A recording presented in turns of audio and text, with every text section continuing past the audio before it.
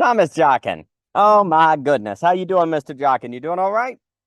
Doing good. Happy summer. I see Uh, you're outside I enjoying the know. balcony, the patio.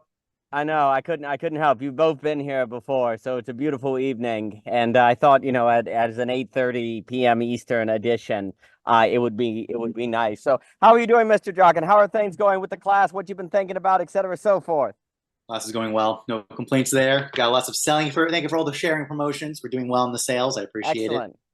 Um, yeah, probably the. I mean, I've been thinking a lot about your ideas about political governance. I think that's been an area I've been thinking a lot about. I went to a self development seminar over the weekend, and I like to say generally I've always been, and it's happened a couple of times in the past. Nice tan, Daniel. Yes, Daniel's got a nice tan going, I have to say. Yeah, he's just like soaking in the sun. He's having a great time. Meanwhile, Luber's in Costco, looks like, or He's in Walmart. Costco, or is he at the gym? He's at the At the gym. gym. Look at that Yeah, bad that's what I'm boy. talking about. Is it loud if I No. like talk? Can you guys hear Oh the gosh, weights he's or a you're good? sexy beast. He's a freaking sexy beast. Oh my gosh. Fantastic. No, it Hey, you isn't got a loud at leotard all. on? I mean, you got some bright neon green leotard on? No, no, okay, Yeah. just the trim. Okay. Oh God. And Alex Ebert, what a treat. What is the treat? What were you saying there, Mr. Jockin? Oh, I was just saying I always get naive sometimes about the degree of the woundedness of the world, Mm. in the sense that there is a lot of the amount of trauma people have, especially again on thing we've said this many times, is that the issue of trauma is that this stuff gets luckily by necessity and violence gets suppressed in prior developed worlds. But in a first world country, the amount of woundedness was sometimes overwhelming. You take it for granted. Because the point is to be even in this, like, a general good rule of thumb is generally your time frame of reference of what your reference point, time preference, and reference point is very contingent on your basically latitude of freedom of thought. The more in stress you are, the more in trauma you are, the narrower that band goes. And very reasonably, listen, there are people who had domestic violence issues, drug issues, things like that of such magnitude that it's perfectly rational that their references are very narrow. And I'm sitting here, I'm thinking in my mind, how the hell? I mean, it's almost, I forgot who said, is it Leibniz who said we have the best possible world, considering the fact? I'm sitting here going, maybe the governance of what we have this is what we got, just because I think maybe sometimes it's easy in philosophical circles that there's generally for anyone to be in this room on a Tuesday night at 8:30 to have the latitude to think about these topics, to have that kind of time preferences to do that, let alone the abstract thinking power to do this. This is not the norm. I don't think it is. And I know the statistics, like generally I think 25% of the population of the United States has a bachelor's degree, higher associates, trades a little higher.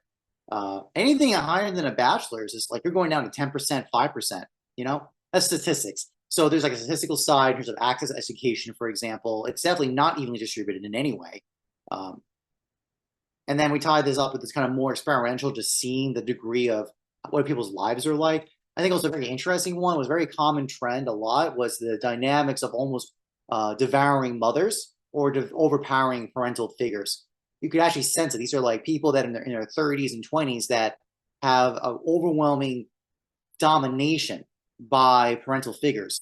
So there's almost like a generational tension point going on a little bit. So this is my riffing points. So I'm just sitting here going, looking at all this, I'm like, well, no wonder we have a organization of society the way we do, because most people can't engage in the kind of extreme kind of absolute choice thinking, Daniel, to use that reference point from you and your line of thought.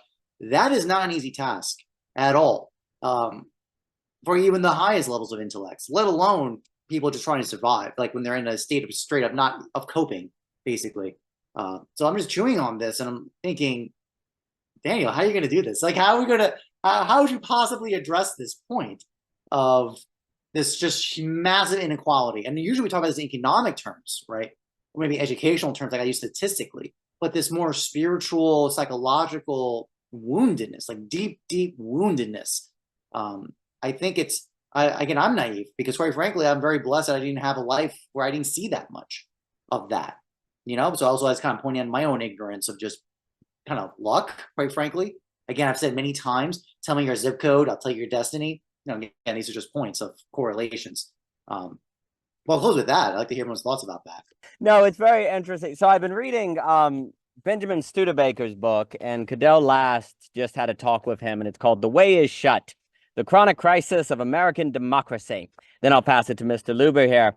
And one of the things that he writes, and this is true, this is an economic historian, his name is Walter Scheidel, and he says, Walter Scheidel, Scheidel, observes that once extraordinary inequalities of wealth and power take hold in a society, and this can be intellectual, it can be monetary, etc., so forth, they are only very rarely disrupted. Historically, peaceful reform just hasn't managed to get the job done. Scheidel identifies 4 forces that have shown a real capacity to substantially weaken or displace entrenched oligarchies: war, revolution, state collapse, and pandemics. It was actually a very interesting 800-page academic book on the history of pandemics and forming central power. But quite critically, but crucially, this doesn't mean that just any war or any pandemic will knock the oligarchies off their perch. He goes on. In order to have what Scheidel calls a leveling, which is removing inequalities, rather it be, because like you're saying, there's an intellectual, there's a financial, there's an emotional, there's a spiritual, whatever way you want to put it, inequalities, all of those would fall under this. In order to break them up, for Scheidel, you have to have something called a leveling, like a great leveling event. But critically, these have to be truly existential, like a proxy war somewhere, or something he even mentions like COVID-19, that actually just increased the wealth and power of oligarchies because it didn't lead to an existential threat of the entire social order. And Studebaker has a lot more to say. I think it's a very interesting book. And basically, the argument is the following. The way is shut. If you want to change the government, if you want to change the society, if you want to do all these things, there's no way to do it. He goes through Piketty's argument about having a global kind of distribution tax system, but how would you ever convince all the governments to do it? He talks about, and this would also tie with Jonathan Rauch's book on government's end, if you want to fight the special interest groups, you'll get eaten alive. If you want to raise enough money to, because the other point, like if you want to raise enough money to change a given law, you can't just run the presidency. You have to win a bunch of House races, a bunch of Congress races. Therefore, you need to have money and so on and so forth. So the first question that comes to mind, if the way is shut, is that a thing that we experience as a great hopelessness? Or is that a great relief? Because we don't have to feel guilty about not being involved in politics or not being involved in trying to change these things because the way is shut without the next war or something like that. Or does that suggest that the question of spread and address cannot be through what we tend to traditionally associate what we need to do with changing government, changing nations, or things like that? Maybe it's more so that we have to do a grassroots movement focused on friendship or something. Now I'm being cheeky there, but actually not. So let me pass it to Mr. Luber. Mr. Luber, please. Sorry, I can't turn my camera on. I'm too sweaty and dripping with right sweat and he looks sexy in the gym. That's why he can't do it. He'd make us all, we'd all be like, oh gosh, we're not in a gym. So thank you though. You're funny as shit. Yeah, I mean, I really like the notion of like, tell me your zip code and I can kind of like tell you your trauma. I think that's like a very interesting, I think it's very provocative, especially to someone that lives in like I'm from Philadelphia. If you have like a Montgomery County zip code that you immediately start thinking, like if you, based off like kids I know from Philly, if they hear you're from Montgomery County, they immediately have a certain disposition towards you of being like privileged, soft, you know, what have you. And I just think for me, when I heard that notion, it kind of made me think of the short circuit problem, because basically you have like a certain locked disposition with who you are as an individual and who you are in terms of society. And it's just literally based off where you're from. And there's plenty of instances where people from bad zip codes make a decent, create like a decent way for themselves. Not saying they're like rich and famous per se, but at least they're not from like the hood. or they're in a safer environment where they feel like they can walk around at night versus like living in North Philly. So I think it's just a lack of education in a certain sense. The lack of educating the individual on how to think through the short circuit.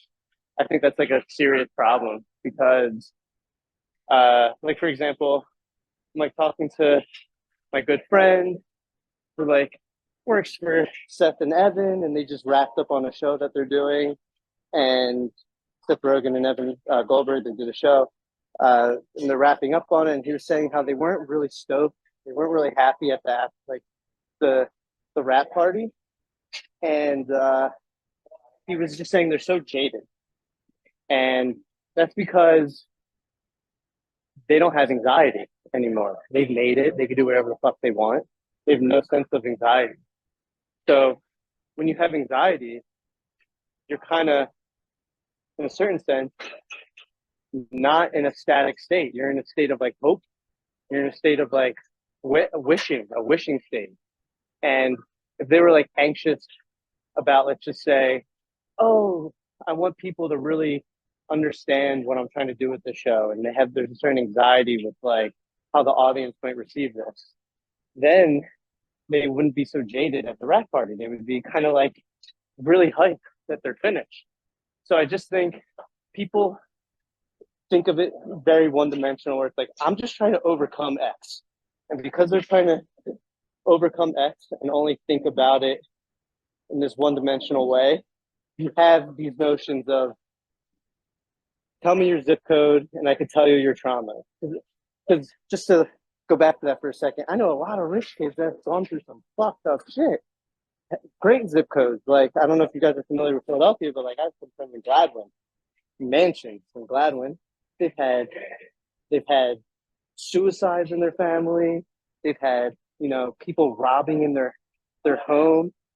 And in that sense, it's like my one friend has gone through so much therapy because he can't sleep at night because he's had people come into his house while he was sleeping, and he can't go to sleep because he thinks someone's going to come in and like, for in his case, sexually assault him. I have no idea why, but I mean, that's what he thinks. So I just think everybody can go through their own shit, no matter what the zip code is. And when you think about it in terms of tell me your zip code, I'll tell you your traumas, very one-dimensional.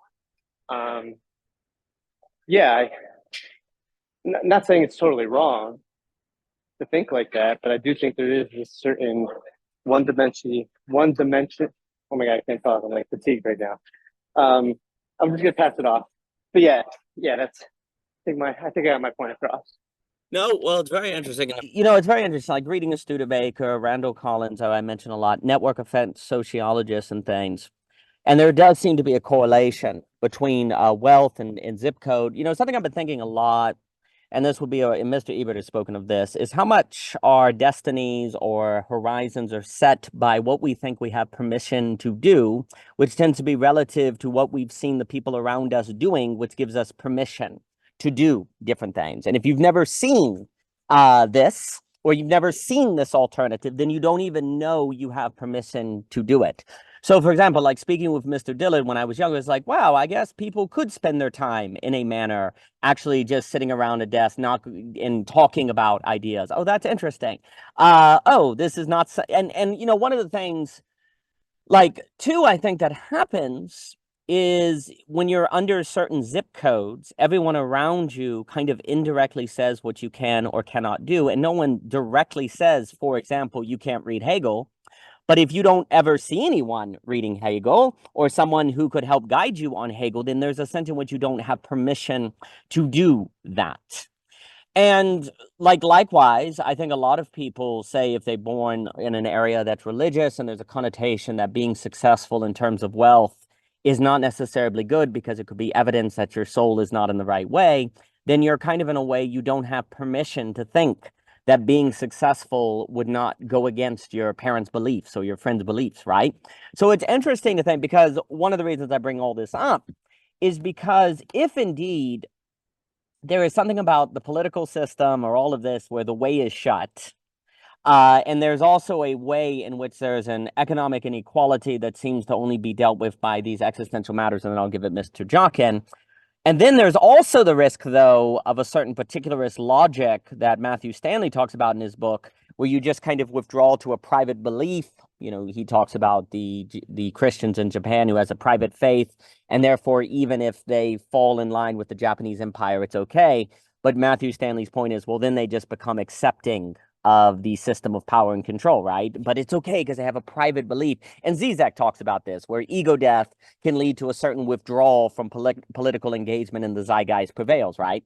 Well, that seems problematic, but then it also seems problematic to deny what Benjamin Studebaker here is talking about the way is shut, right? Well, that seems to leave you nowhere. It seems problematic to have a particularist logic, but it seems naive to have an idea of changing the system, right?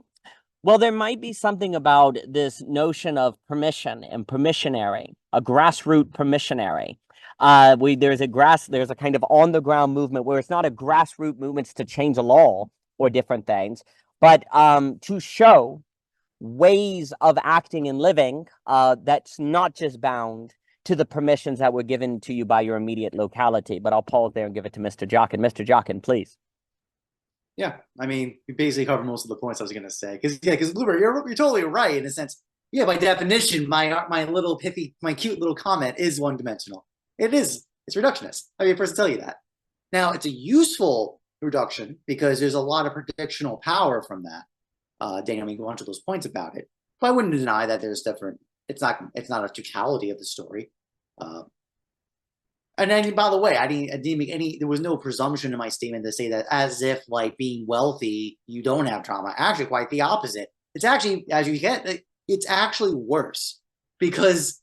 So it's a very fun tension here because this is about this question of permission. This actually was discussed in that self-development group. It's very big, this idea.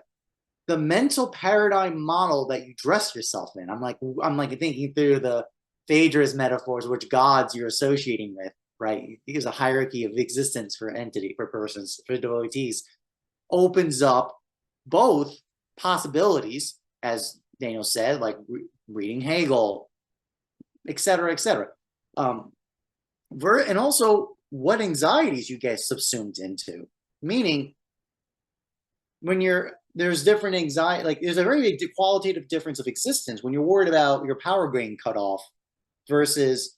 Again, it's perfectly fair. I'm not saying these are any one better or worse. Experientially, anxiety is anxiety because it's a subjective experience. But I'm just simply demonstrating that there is a difference in nature, possibility of what the anxiety is about. That's definitely happened there. So it's both on a positive side. This is what kind of draws my point is that this nature of drawing out of the paradigms is both a great opportunity and the greatest danger.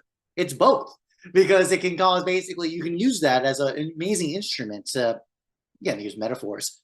Like here's the thing: in being in a poor community, the thought that you could be a multimillionaire, you could be a billionaire, it's technically possible, theoretically is possible, but it depends on what but you would never see that. So how would you possibly think that?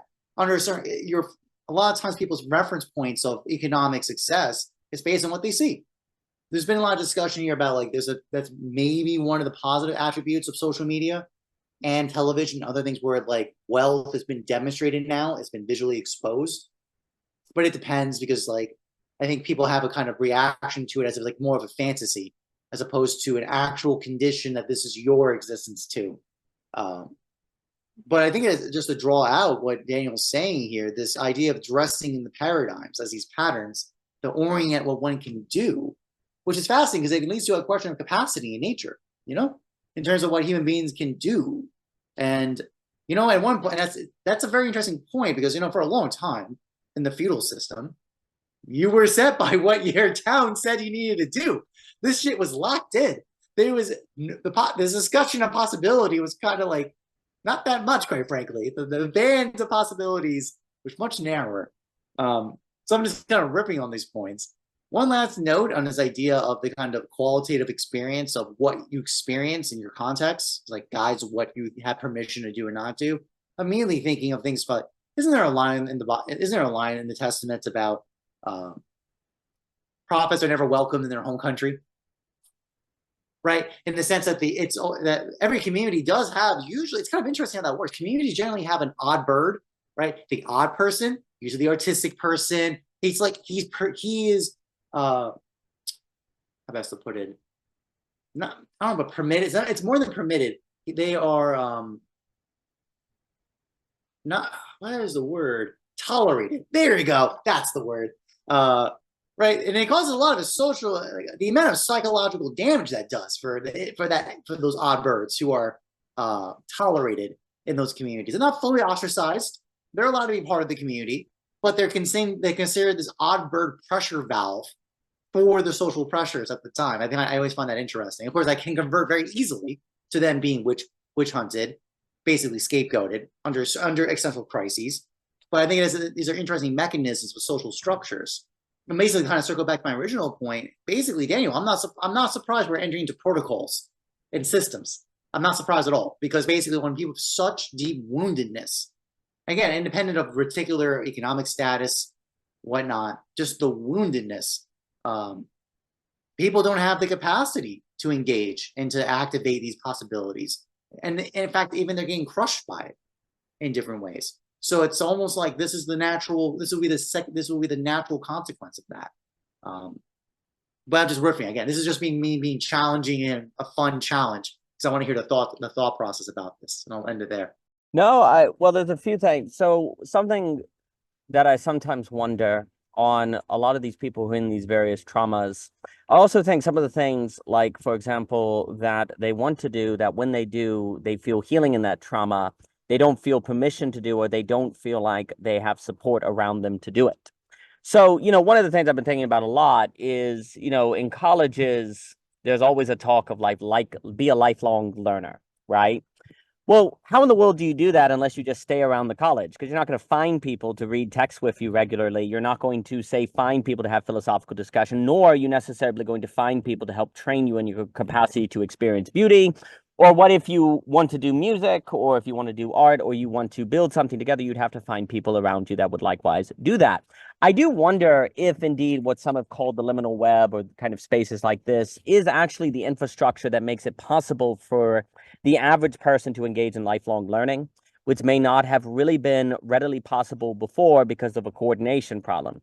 Like at this point, like also too, you're seeing people who in a sense are giving you permission to read Hegel or to read philosophy for philosophy's sake, because you see people doing it. And then if you find value in that, you also have a community to engage you in your own lifelong learning, right? And then the ways that can change character or subjectivity to change you in your life is something that you can keep going, right?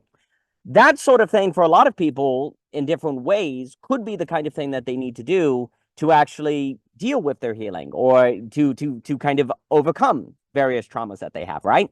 That because there hasn't been social mechanisms to give them permission to engage in those things, they haven't been able to do. And so I wonder, like, for example, how much of when people talk about, like, for example, the meta crisis, or Daniel Smackenberg's talking about all of these multipolar traps, right? And at the end of the day, there's a notion of a need for a different kind of subjectivity, a different kind of way of thinking, so that you don't fall into the suboptimal result of a Nash equilibrium, right? Well, the moment you're talking about a different form of subjectivity, then right there, you're talking about a different way that people process themselves and their world and how they think about things. A different logic, right? Like a kind of different logic. So is there something about the subject of whom would engage in lifelong learning, as just an example, that then invites them into a different kind of subjectivity and a different kind of logic that would make them less susceptible to falling into multipolar traps?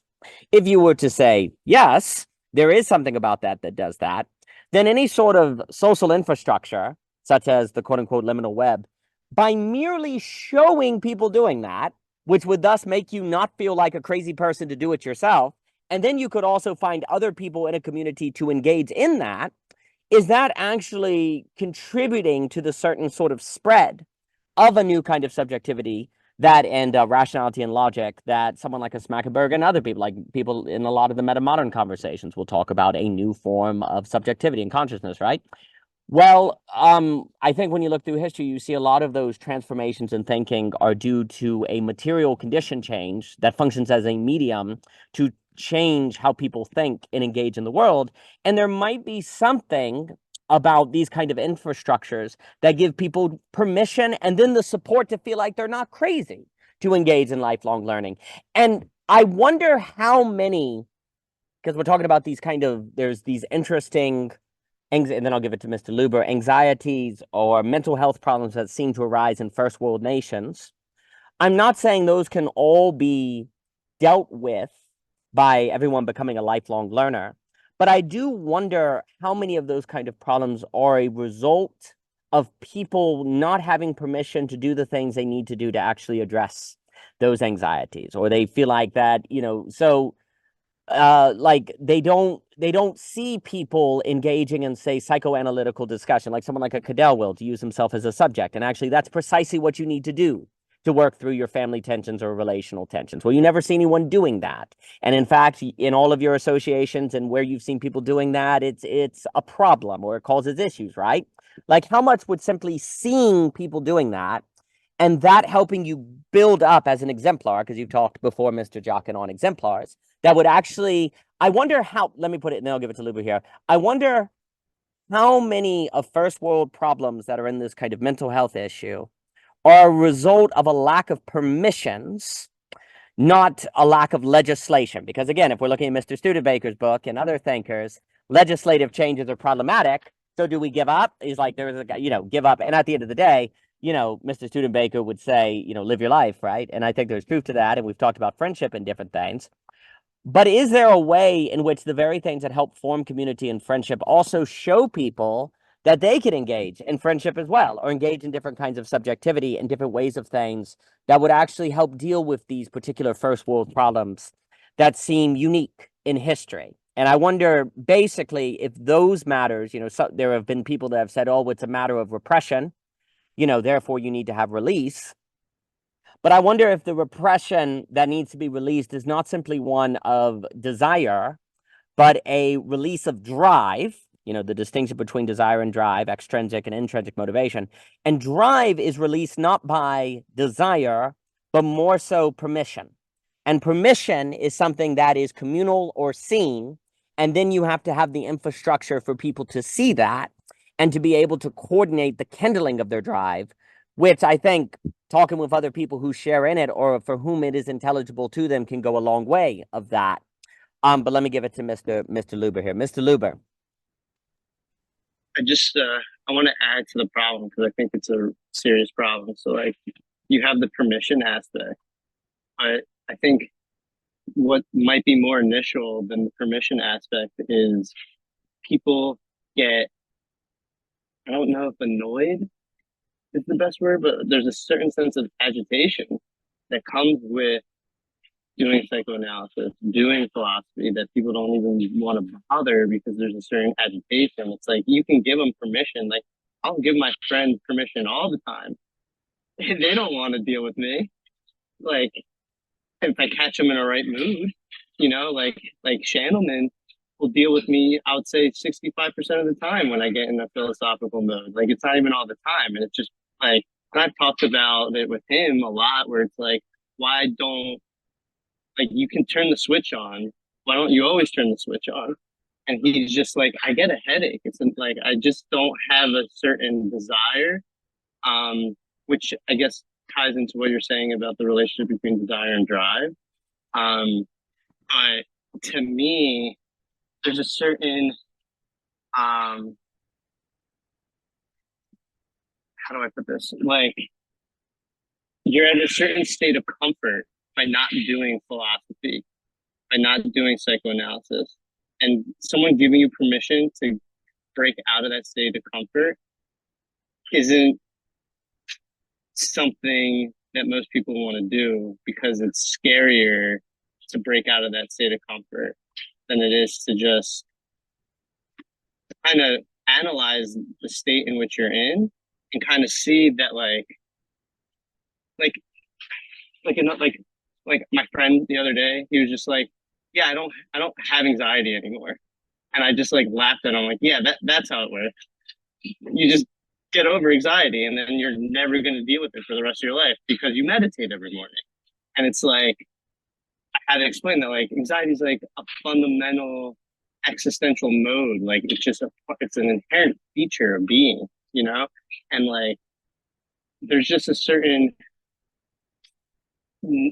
like, I want to say, like, ideology of just overcoming and never having to deal with certain things. And I think AI, in a certain sense, is like a manifestation of that, where it's like AI will take away everyone's jobs and no one has to struggle for work, and because AI will work for us. And it's like, there's going to be a new form of work.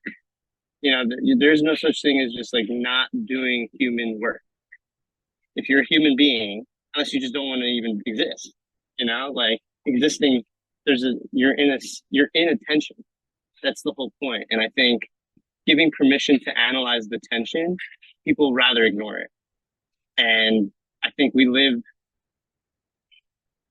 I don't have any answers to this. I have no answers to what you're saying, Daniel, but I just wanted to kind of add to the problem of this like agitation. And I just I'd rather not bother at all. Like, why bother? And I'm just curious what you guys have to think of that and where that is in this entire approach to a sociological issue is how I see it.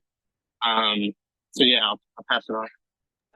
No, it's very good. I'll give it to Mr. Jockin. Well, so for example, if you never see anyone who treats anxiety as something that is a revelation that they need to learn from, that actually they need to examine as opposed to maybe medicate or cut off the things causing it, then it may never occur to you to approach anxiety that way. For example, like some of the things I think about, like one of the major things that seems important in life to do is to be able to give yourself over to something that has no guarantees or that doesn't necessarily fit into the economic model, or to really invest in something and to work really hard at something that is not necessarily part of your job, right? And that the person who would be willing, or the kind of subjectivity that is willing to do that, seems to formulate, because of those practices, in a manner that is different than, say, the subjectivity that does not. And if that is a lot of what is actually necessary for changing conditions of possibility, or to live your life in a manner where you are not necessarily captured by the system, then it would be really important to do that. And it would be really important to see other people doing that who can see you doing that, so you have that communal support that's going on, that if you don't have in your zip code, it would be difficult to engage in. But if you had, say, online, this is one of the reasons why I suppose, when I think about sociological change, and a book like James Hunter that talks about to change the world, which basically means a faithful presence in connection of places of cultural capital, but then the way is shut, so you can't access those things. What may actually change the sociological paradigm of now is the fact that you have technology like Zoom, and you have these kind of conversations, and you have the ability to coordinate social engagement and social relations in forms of engaging in different seeing of permissions that before in society you've never seen. Which then the problem is, in the past, if you would have engaged in these alternatives and not seen the alternatives, you could easily feel like a crazy person. And then also everyone around you may call you a crazy person, and they wouldn't have there wouldn't be much evidence that they were wrong to think you were a crazy person, right? And again, this would also be the main point. If someone like a Randall Collins or Hunter or Hannah More, or all these different people are correct, then the major paradigm shifts in societies are through, basically, these networks of growing permission, these networks of growing examples, kind of these grassroots movements, not in terms of changing a law, but seeing different ways of living, different ways of being. Like, I think a lot of people don't think it's almost immoral not to have a 5-year plan for what you're going to do for the future. They think you're irresponsible, that there's something wrong with you. But if in fact you were to see other people who were instead working to be able to reply or to respond to the opportunity that arises today because they're prepared for it, which is precisely something they perhaps cultivated because they didn't focus so much on a plan that had them fit into the system. Well, then if you yourself, then that would give a sort of permission for you to do that, and then to find other people that could help you engage in that activity, and you get the network effect there. But if you never encounter that, and that also gets to where rationality is always socialized, like it is always in a sociological paradigm. Like if people's reaction to anxiety is always one of, oh, there's something wrong with me that needs to be solved, as opposed to, no, this is an approaching of some sort of deeper human condition that I need to integrate with, then it would never occur to you to perhaps respond to it in that alternative way. And that I think gets into some of these different powers of permission. But let me pass it to Mr. Jockin here. Mr. Jockin. There's some interesting ideas here. This is why it's good to sometimes have questioning tensions about propositions, because you get some interesting ideas coming out of that. I think Luber's concern, again, I think it's perfectly reasonable what he's bringing up, because my first note is, and this was brought up in the self-development lecture I was in over the weekend, was even worse than people trying to just get pleasure to feel good, is people who their priority is not in the pleasure principle, it's the numbing principle. They actually do want to be non-existent. So, Luber, your point about people basically kind of wanting to not exist by not working. The answer is yes. The answer is yes. I don't think people realize the magnitude of what's going on there. Basically, and then the numbing attribute. So it's like, and which is hilarious, because I think Ebert talked about where excessive pleasure becomes literally non-existence, right? It's kind of like there's a excess kind of overwhelms to the point where it obliterates, basically. Some interesting correlations on that. I was thinking through my head about that. And the first moving part, so beyond the question of not working and being numb and non-existence, is also the numbing out of weed, for example, or overconsumption of content online in a way that's incredibly passive and consumatory. I think also the doctrines for really of fear or love are very important here, and desire. I think it's very important what Daniel brought up before, because there is a very big difference between like contemplation and awareness of joy, of contemplation, versus consumption, right? The main differences of contemplative appreciation, gratitude, does not consume the thing. It actually maintains separate from oneself, and it penetrates you at the same time. You can kind of have that awareness and appreciation of it, versus and you get to remember it. Isn't that interesting? Actually, when you have these moments of beauty, again, shout out to the class, but that's the point.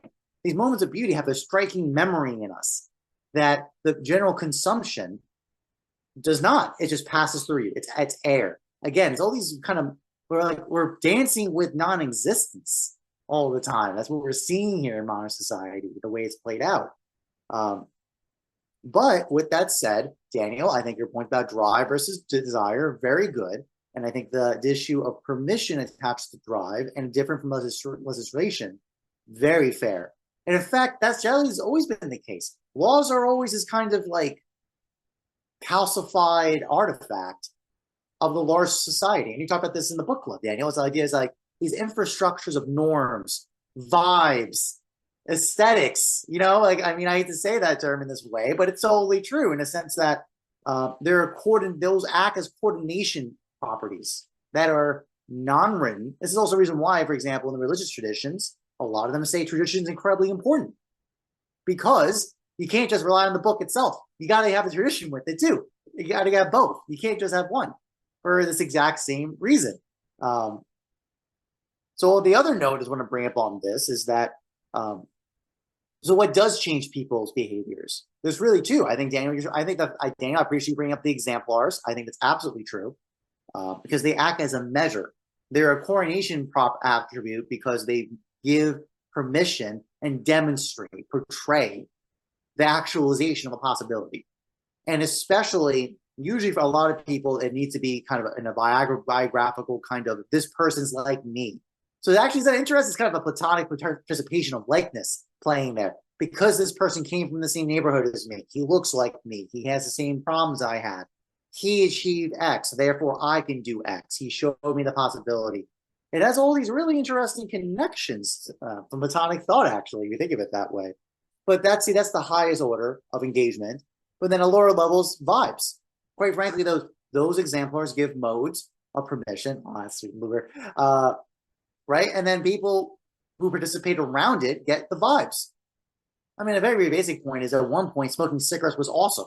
It was super cool to smoke cigarettes. Now it's lame. Of course, ironically, we switch over to weed smoking and vapes, and then we just forgot that's the same problem. It's the same issue. But nevertheless, the point of the physical presentation of cigarette smoking at one point was incredibly cool. Everybody did it. Everybody did it. And now it's incredibly not that common. But of course, then it's just switched over to other modes of presentation because people of influence and status who were exemplars gave the demonstration. And then people pick up the vibes and they're coordinated by it. So I think, Daniel, your points about coordination with permission, I think very classically, that's been generally the position for a lot of these cases. It's definitely the very minimum of at least co-equal with the laws, of laws. Now, laws have a very clear role to play to make people good, right? Versus basically being a preventative, negative operation in the modern sense of the laws. In the past, it was a very positive, it had a very positive intention. It was very clear what it was trying to do to people. But so beyond that, but at least then it was always acknowledged, even under that circumstance, it had at least co-equality with exemplars, norms, cultural mores, things like that to coordinate behavior and activity. I think those are very fair points. But so I kind of present that and I bring up this whole issue, but then what we have today is, and that's the issue. So when people are numbing out, they're literally numbing out from existence in every sense of the word, in every sense of that. It's almost like they were just blocked off from even getting access to the exemplars because they're not even looking. They can't look. They've opted out in just the most extreme sense. I don't know. So I think some of the great points you're making, Daniel, but I got to bring this point with Luber's issue. That's a serious question. What do you do when most of the population is just opting to opt out? Like because the point of they're not choosing to face anxiety, they're not willing to face the pain of lack. Remember, lack, a sign of lack is pain, as stated by Aristotle. What is one to do when one makes the choice? No, I'm not. That's not. You know what I'm going to do? I'm going to go smoke some weed and go watch some internet stuff and hope AI basically lets me not have to work anymore, right? Because that's what you were pointing out too, is like the idea of devotion, like this idea of devotion, right? Of commitment to something of uncertainty, right? Like these are really important character qualities that I agree. I think these are beyond the hustle culture dynamic play of this. It's just the basic proposition that we can never be fulfilled in a self-contained known system. We always have the fulfillment of the soul always needs an exemplar that's beyond oneself, that is always beyond, that calls forth for us. And of course, there's always the issue is that generally what we associate with that highest good, using the Aquinas term for our relationship to that, is generally limited and will fail us, guaranteed, because it's not God. That's the Aquinas point. But anyways, the issue is, I think these are the general attention points I'm seeing here. So I'll stop with that. No, it's very good. I'll give it Mr. Ebert. So there's a few things. So there's a question, Mr. Ebert, I know has shared with the Sasquatch dancing man, where you have this one guy at a concert who starts dancing, and it's kind of weird and it's kind of awkward. And then 4 more people join, then 10, then 100, then 1,000. Everyone comes rushing in. And in sociology, they'll also talk about the threshold theory of change.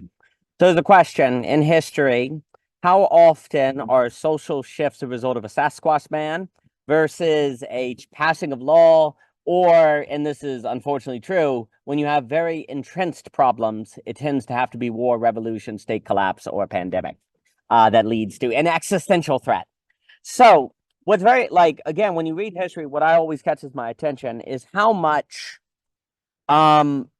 big changes that are not a result of a disastrous forcing function are a result of people like that Sasquatch man who are actually showing people a different way of doing things. Again, an example that's just fascinating is the story of Hannah More abolishing slavery in Britain, where she's like, well, what you have to do is start with people a change in imagination, not argue with them in some sort of terms of, human rights as an abstract philosophical principle, but you have to work on their imagination.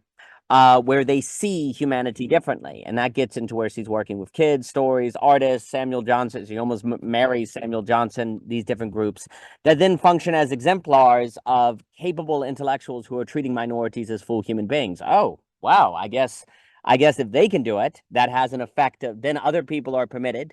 And other people are permitted. Now, of course, then I'm not saying it's always so smooth because it tends to get mixed with wars and conflicts in American civil wars and people passing laws or just, taking slavery and making it secretive now, kind of undercover where you don't see it. So I don't mean to speak of it being a smooth thing.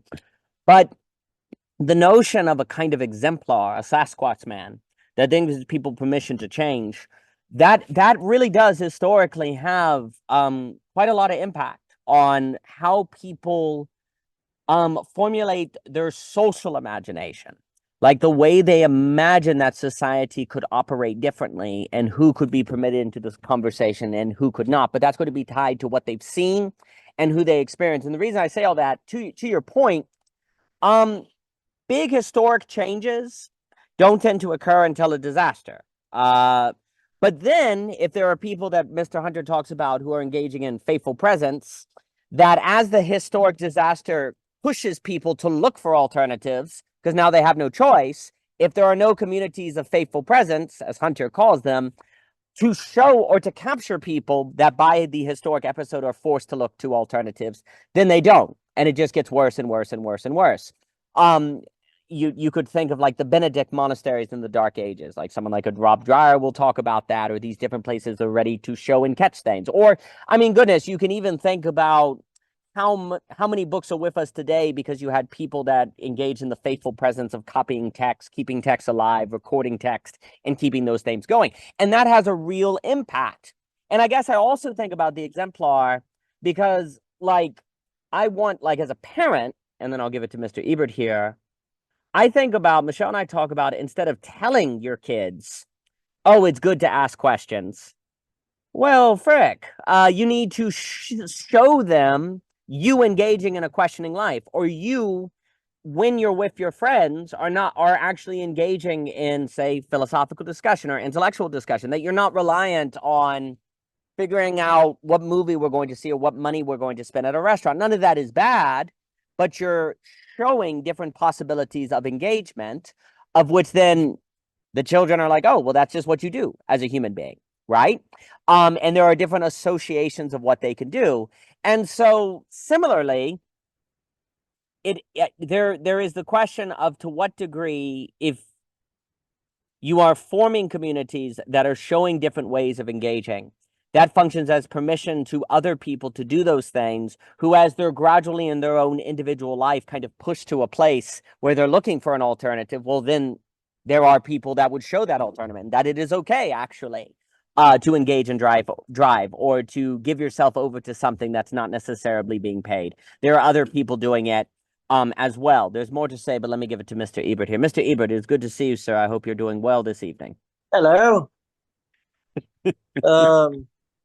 How are you? Can someone just restate reformulate what this conversation is about? It is about love and friendship and things like that. So I was reading. So one, Mr. Studebaker was saying that the way is shut. You really can't change government without a war, revolution, state collapse, and pandemic.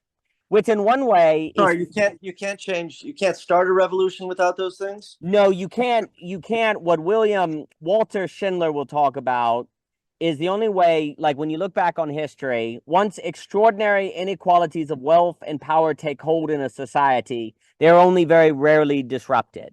So there are these, tends to be what changes everything is like war, revolution, state collapse, and pandemics. And this is based on Mr. Studebaker's book, The Chronic Crisis of American Democracy. One of the first things we talked about is the idea of, is that liberating? Does that kind of give you hope? Because you're like, great, I don't have to feel bad about not being involved in government or different things because the way is shut, right? In one way, that's encouraging. In another way, it can be really dismal because you're like, you can't change anything anymore, right?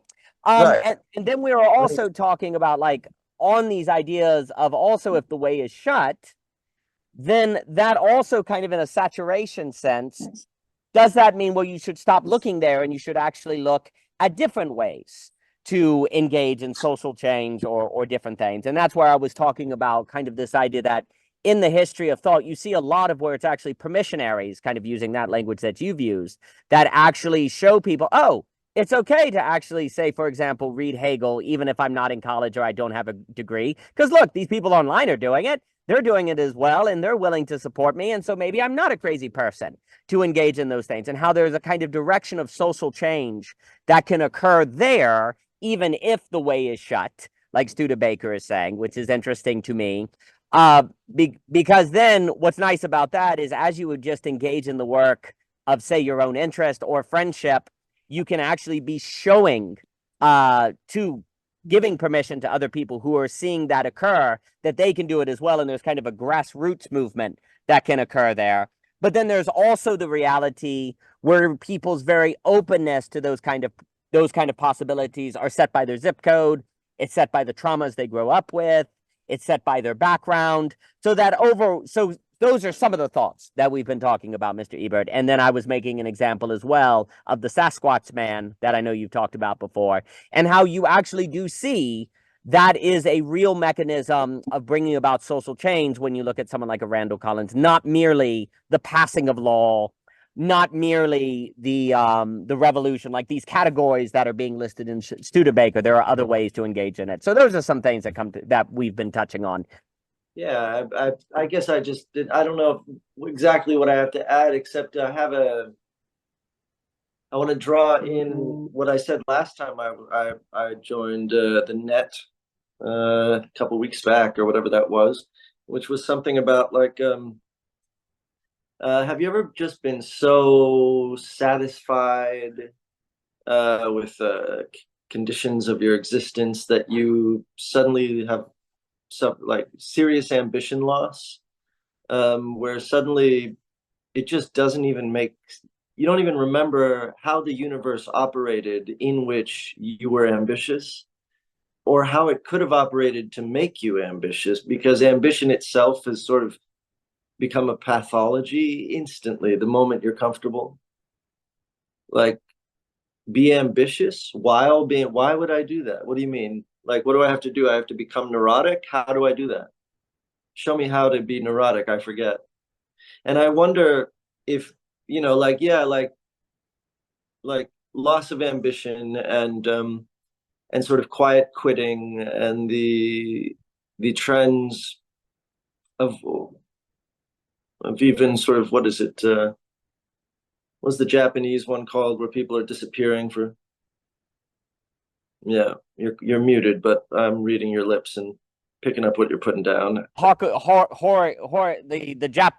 apartment, going to the apartment. That's what I was referring to. Yeah. But anyway, and you see all this happening, and of course you're like, you know, oh, poor bastards, and it's probably linked with depression, and all that's probably true. But what if you're me and you're doing the same thing, and you're really happy, and that's why you're doing that? Because you suddenly feel contented, and why would it be that extreme contentment would be sort of the enemy of progress? And then all of a sudden, well, wait a minute. So is progress then the aid of discontent? Well, yeah, of course, because you only progress when you're discontented. So what then happens if you are contented? Well, then you're no longer a progressive, apparently. So then what is so then progressivism has a bit of a problem. And so when we're talking about like, well, we want to change things, and I came up with a pithy little line the other day. It's like liberals, including myself, care more about changing things than things changing. In fact, I don't think we care at all about things changing. We just want to change things. We don't even know. We prefer them not to change. Otherwise, we'd run out of things to change. So we prefer that the things we're trying to change remain these platonic sort of intransigent forms, so that we can ever Sisyphus against them, you know? And anyway, that's a general mood, you know. We need some sort of other. The Kendrick Lamar thing was an amazing example of that, obviously. Like we've been talking about it, but they not like us. Like that's what brought them back. I mean, talk about it, gatekeeping, and they reject, you know, the word. I mean, othering is the supreme I mean, it brought the Bloods and Crips together, right? Like for that concert with Kendrick, and the entire Black communities rallied around it, and the invitation to the barbecue has become,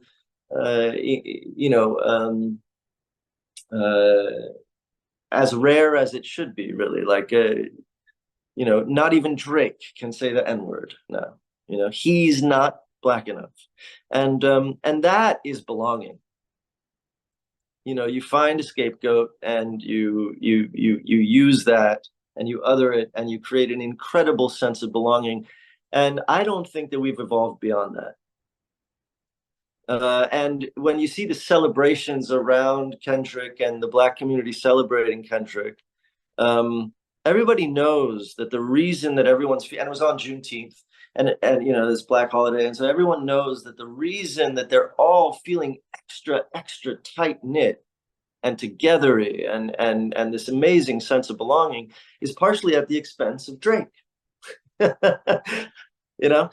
a light-skinned Canadian Black man, and the perfect scapegoat, right?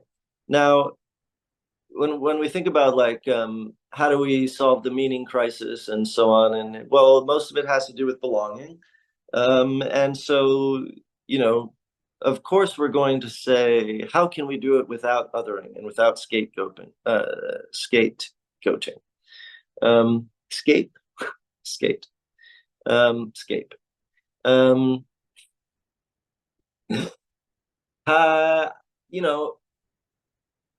Anyway, I'm not sure. I also, wonder, just coming back around, and I'll sort of end with this. Have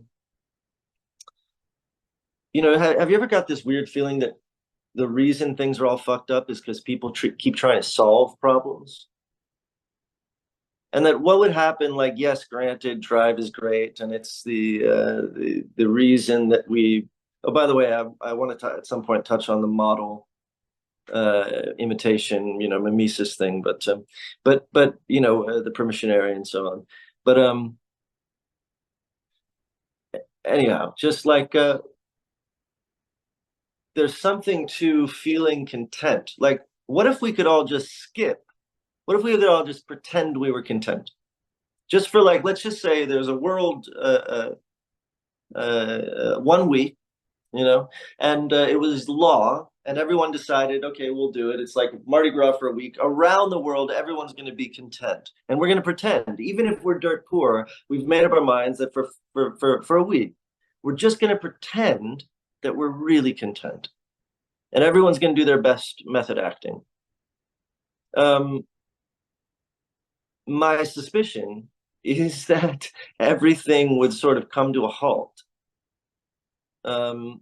And all the sort of, like, the essentials would keep going, but all of the inessentials would stop, sort of similar to the COVID moment, where we're like, wait a minute, we had that little peak above the capitalist parapet, and we're like, oh, there is a world actually that is out here, but and it does actually correct a number of sort of salient reference points and redistributes a sort of more rational topological salience landscape than I'm used to, because what I'm used to is like, but I guess reality is simply like, I'm actually not needed, and all of my ambitions were frivolous, and but just for a moment,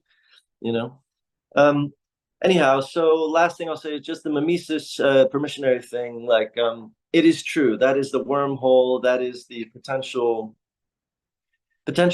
sort of wormhole that allows us to evade the scapegoat question and unlock some magic potential within ourselves that was calling to be let out. But yeah, in order for that to happen, politically speaking, we have like an Overton window, and the dancing man has to be inside that window, and because if the dancing man is at the truly revolutionary move, of course, is that the dancing man is outside the Overton window.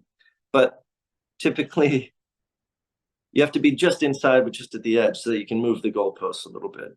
And that brings to mind, like, like if I was politics is fundamentally incremental. And if I'm a radical leftist, I want Gavin Newsom. Why? Because the way things move is incremental. And the way you make incremental moves is by making outlandish claims to the land beyond the scope of the Overton window, being like, no, it should be totally different. And so you hope to move it a little bit. And then you acquiesce to the fact that, yes, we moved the change just a little bit. And I'm going to put my effort there too. It's a strange society that is split entirely between the performativity of claiming total tundra outside the Overton window and totally disclaiming anything inside the Overton window.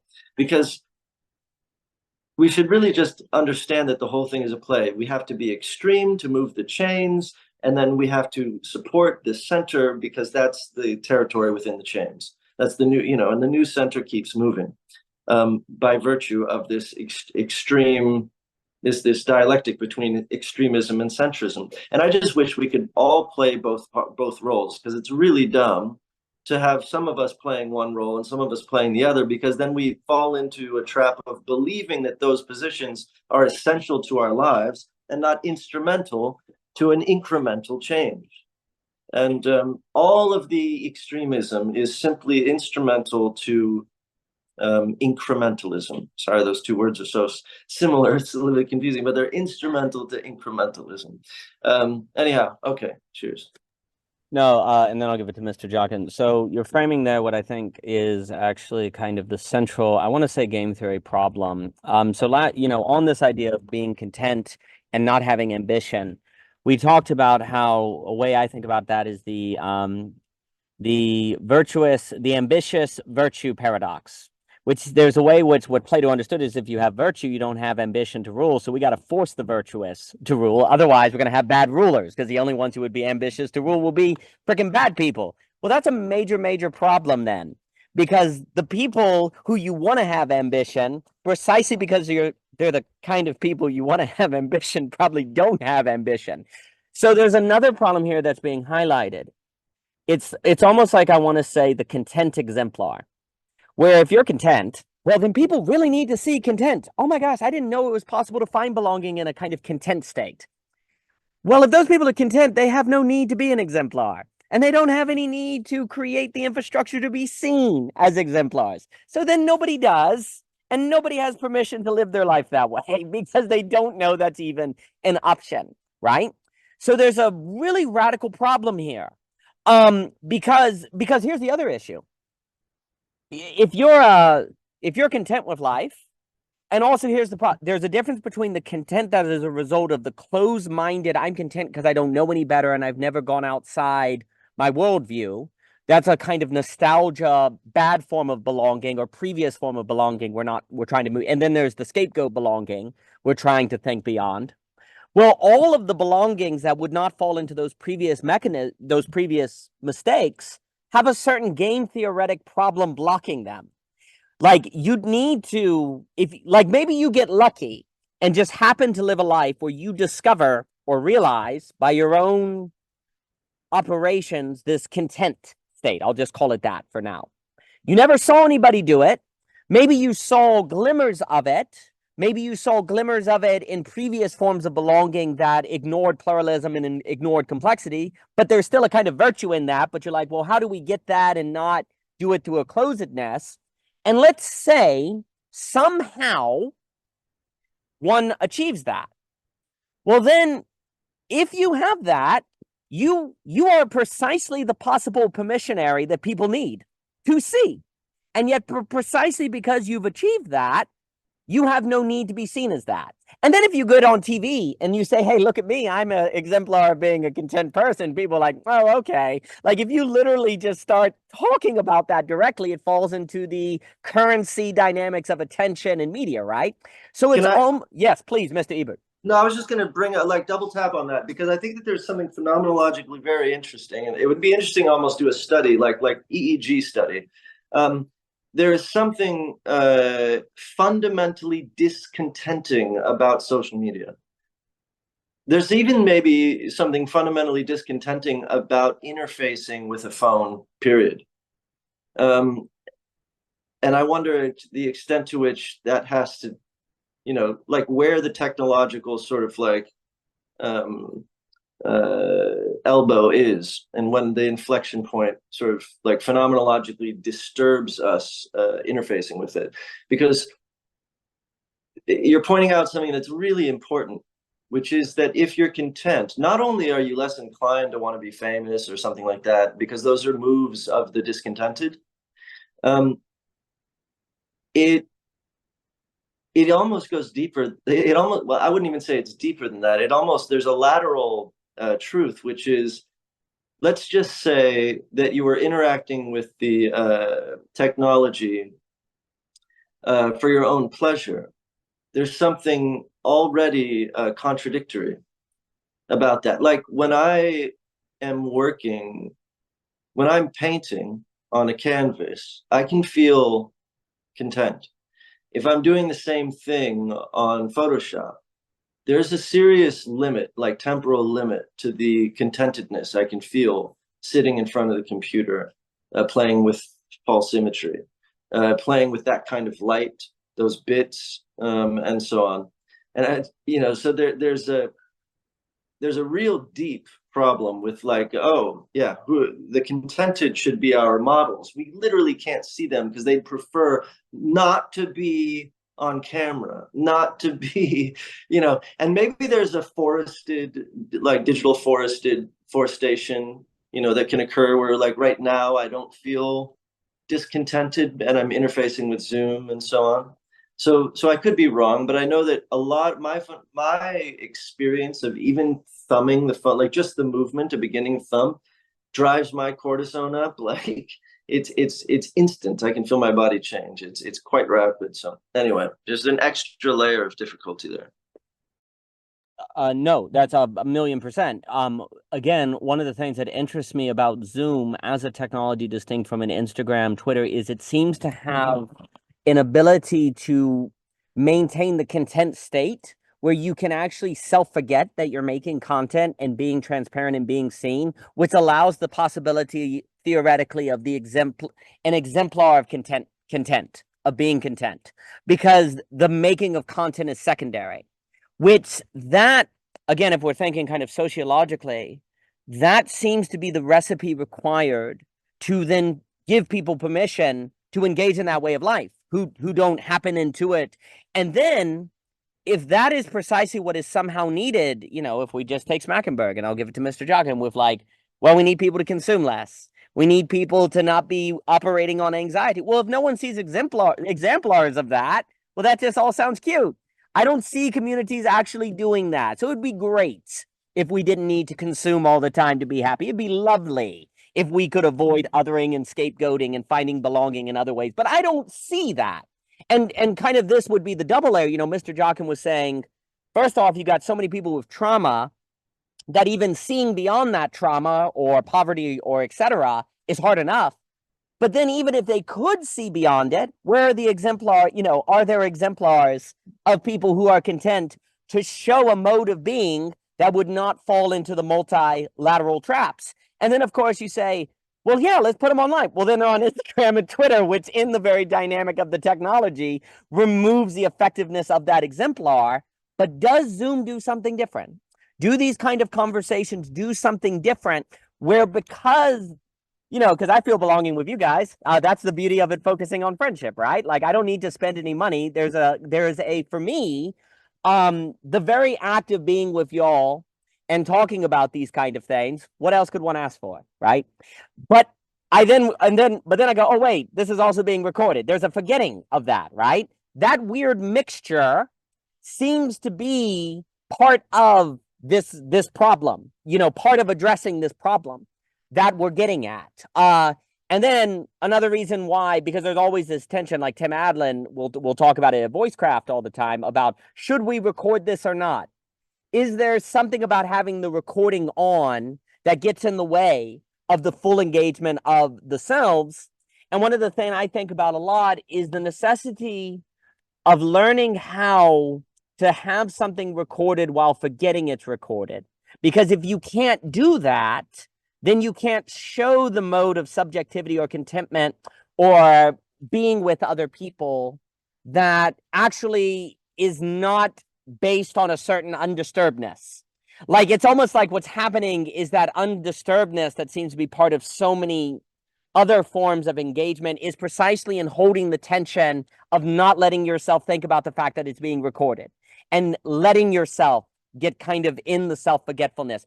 But that move with the technology here, that kind of psycho move, that social move, and then I'll pass it on to Mr. Jockin, that seems to be part of how to deal with this problem of the content exemplar, the problem of the ambitious virtue that would never, because it is virtuous, doesn't care to move beyond itself. But then if it never moves beyond itself, then all you have is bad rulers. Or all you have, the only rich people or celebrities that people see are the ones going off and doing other stuff and consuming more and climbing higher or being more and more rivalrous, right? You would never see alternatives of that. And if you never see alternatives of that, then if you thought about doing that, you would know that you existed in a society where people would think that is weird, which would make it very hard to stick to it unless you are maybe you're just immune to those sort of things. But then that could run the risk of being more sociopathic, right? Where you just don't think about other people. There's more to say, but let me give it to Mr. Jockin here. Mr. Jockin. Yeah, I remember you guys talking about this question of the rulers, right, in the Republic. You know, I wasn't on that call for that. I'll jump in my first reply on that. You know, there's notes from Aquinas and Aristotle about this, with the idea of the Arginous good, of the irascible appetite, in the sense that what's called magnanimity, greatness of soul, is there is a virtue specifically about this question of there are certain goods that are inherently difficult. The highest goods are the most difficult. And actually, interesting enough, so Aristotle is at magnanimity for that. Aquinas attaches virtue of hope to that. Obviously, because he has different arguments, reasonings for that. But the point is that for both those thinkers, the question of the good ruling was, in one sense, presented as the argument made. Well, no, because these individuals know these are great difficulties. That to rule the state is a great difficulty, and to do it well has such great import. Because as Aristotle, every time I say it, because Aristotle says this, I forgot it's in the Politics or in it's in the Politics. Or actually, no, I think it's Nicomachean Ethics. The happiness of a city is vastly superior to the happiness of one individual. So thus, under these arguments, these other thinkers would present the claim. I don't know if I have to agree with them. I'm just pointing out, I know I've read these claims, is to say that in understanding of virtue, one of the ways that they're not in contention, at least in other thinkers, mainly because they have an understanding that these greatest goods, the greatest, most difficult goods, beauty is one of them, as quoted by Plato in End of Greater Hippias, that these are great difficult things that require that persons of virtue will do for their own sake. And that's the ionic key, is that virtue, when it's at these highest levels, are for their own sake. They're laudable. They are good for their own existence. And they're not, because that's the thing, usually, because one of the points Aquinas points out, normally the seeking of honor is said to be a kind of desire, right? A kind of seeking of fame, of honor, right? Aquinas addresses that by articulating what I just said, this kind of mode of, well, no, because the problem is those individuals are so faulty goods. If you pursue fame, that's lacking. It will inherently be deficient in actually achieving true happiness and goodness. These other ones are required. So that's I'm going to posit that I've read this in other accounts. Now, obviously, I agree with you that do we have that? I think generally the political philosophy has generally said, no, we do not have that. We have the dark triad that's doing it because they've optimized for manipulation of power, and you get that. So I just want to point out that so thus there's a contention. So Plato's argument is that these people are not interested. They want to just sit in contemplation. Meanwhile, other philosophers have commented, no, truly the good, virtuous man will go into politics, will lead, because even though it's because he's pursuing the laudable good, which thus he must pursue, and he knows even if he doesn't want it, he has to do it because there's greatness involved in the full sense of it. Obviously, both accounts we would say modern political theory is not accurate, is lacking. So thus, I want to chew on that point to say, well, what's up with that? But anyways, another point, that's a tangent. So another note, actually, on the political side, this Overton window generally, it's interesting that Ebert brought up the point about, generally leftists using basically massive anchoring strategies where you have extreme claims that are supposed to shift the window progressively over. I've read definitely from counter conservative individuals to say, as a result, is actually conservatives should opt out, the Benedictine option, right? The Benedict option of just completely opt out, because by default, what that means is conservatism can only slow down the change. It can never, that's the thing. It can only slow the change or the movement to the left. It doesn't radically shift it. It's still the same plane, right? It's not like a truly conservative position is going to like shift it upwards or downwards or diagonal or some other crazy point. Because I'm thinking through what was an example of that. It's the Christians in Rome. It's fascinating. I think about that because, that was a real political problem where all the other faiths, all the other polytheist arguments and religions could just, honor the emperor, just throw him on top, and then it's fine. There's no issues. But these Jews and these Christians, and more relevantly, the Christians were like, no, we can't do that. And that has significant problems. They were basically, again, genocided and attacked. To then eventually, not just, it wasn't like there was an Overton window shift. It was like, and that's interesting, because remember, it took one emperor who went Christian, bop. Now there were some political moves that did occur, because at first it was just the allowance of Christians, right? I believe it was Constantine, if I remember correctly. I might be wrong about that. And there was another Christian emperor later who said, none of this shit. We're done with the polytheism. We're done with that shit. We're Christians now. So I'm going to chew on that point. So actually you can see some argumentation here. I just want to point out, though, that on political change, there is a really specific difference between the kind of this model of progressivism or incrementalism versus which is just change of degrees.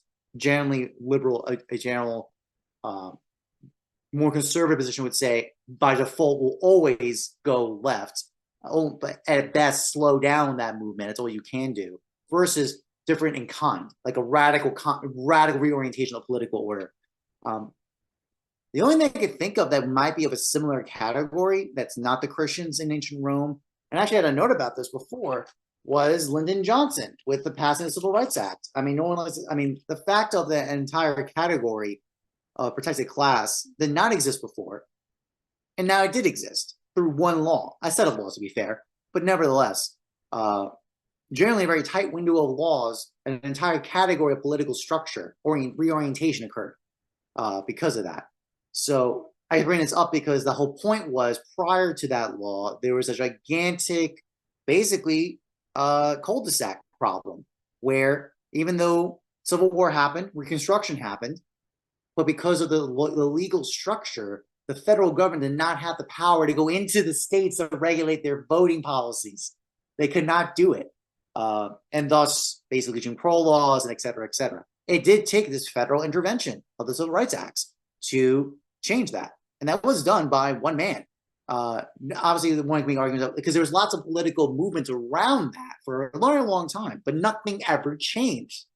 I'm thinking of the Robert Caro anthology about this, right? And it's actually very interesting because the whole point was, it's a very interesting story because Lyndon Johnson was a fascinating character. This is a great example. This is a fantastic example of why the political arguments of Aquinas, Aristotle, and Plato really don't work, because on the real story of how power and things change.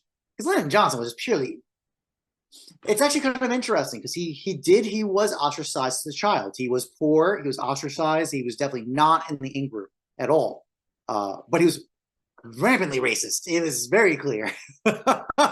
And he was very much leveraging political power to get his position. And to do it, he had to present himself as a staunch conservative from Texas. He gained a sense of power and did the greatest betrayal in political order to do the flip. And right at the moment, he knew he can do it to get his ascent to power and become the president. Not he wasn't president exactly, he became vice president, and then the assassination occurred. Anyways, I just want to point out, we see these plays of, I want to just acknowledge that there are some incrementalisms going on, but there's definitely also this issue of political change of kind. just not of degree, but of kind changes. Sorry, there's a lot that says. I apologize. I have just a lot to talk about. Another note, by the way. So one of the other, I actually meant to bring this up before.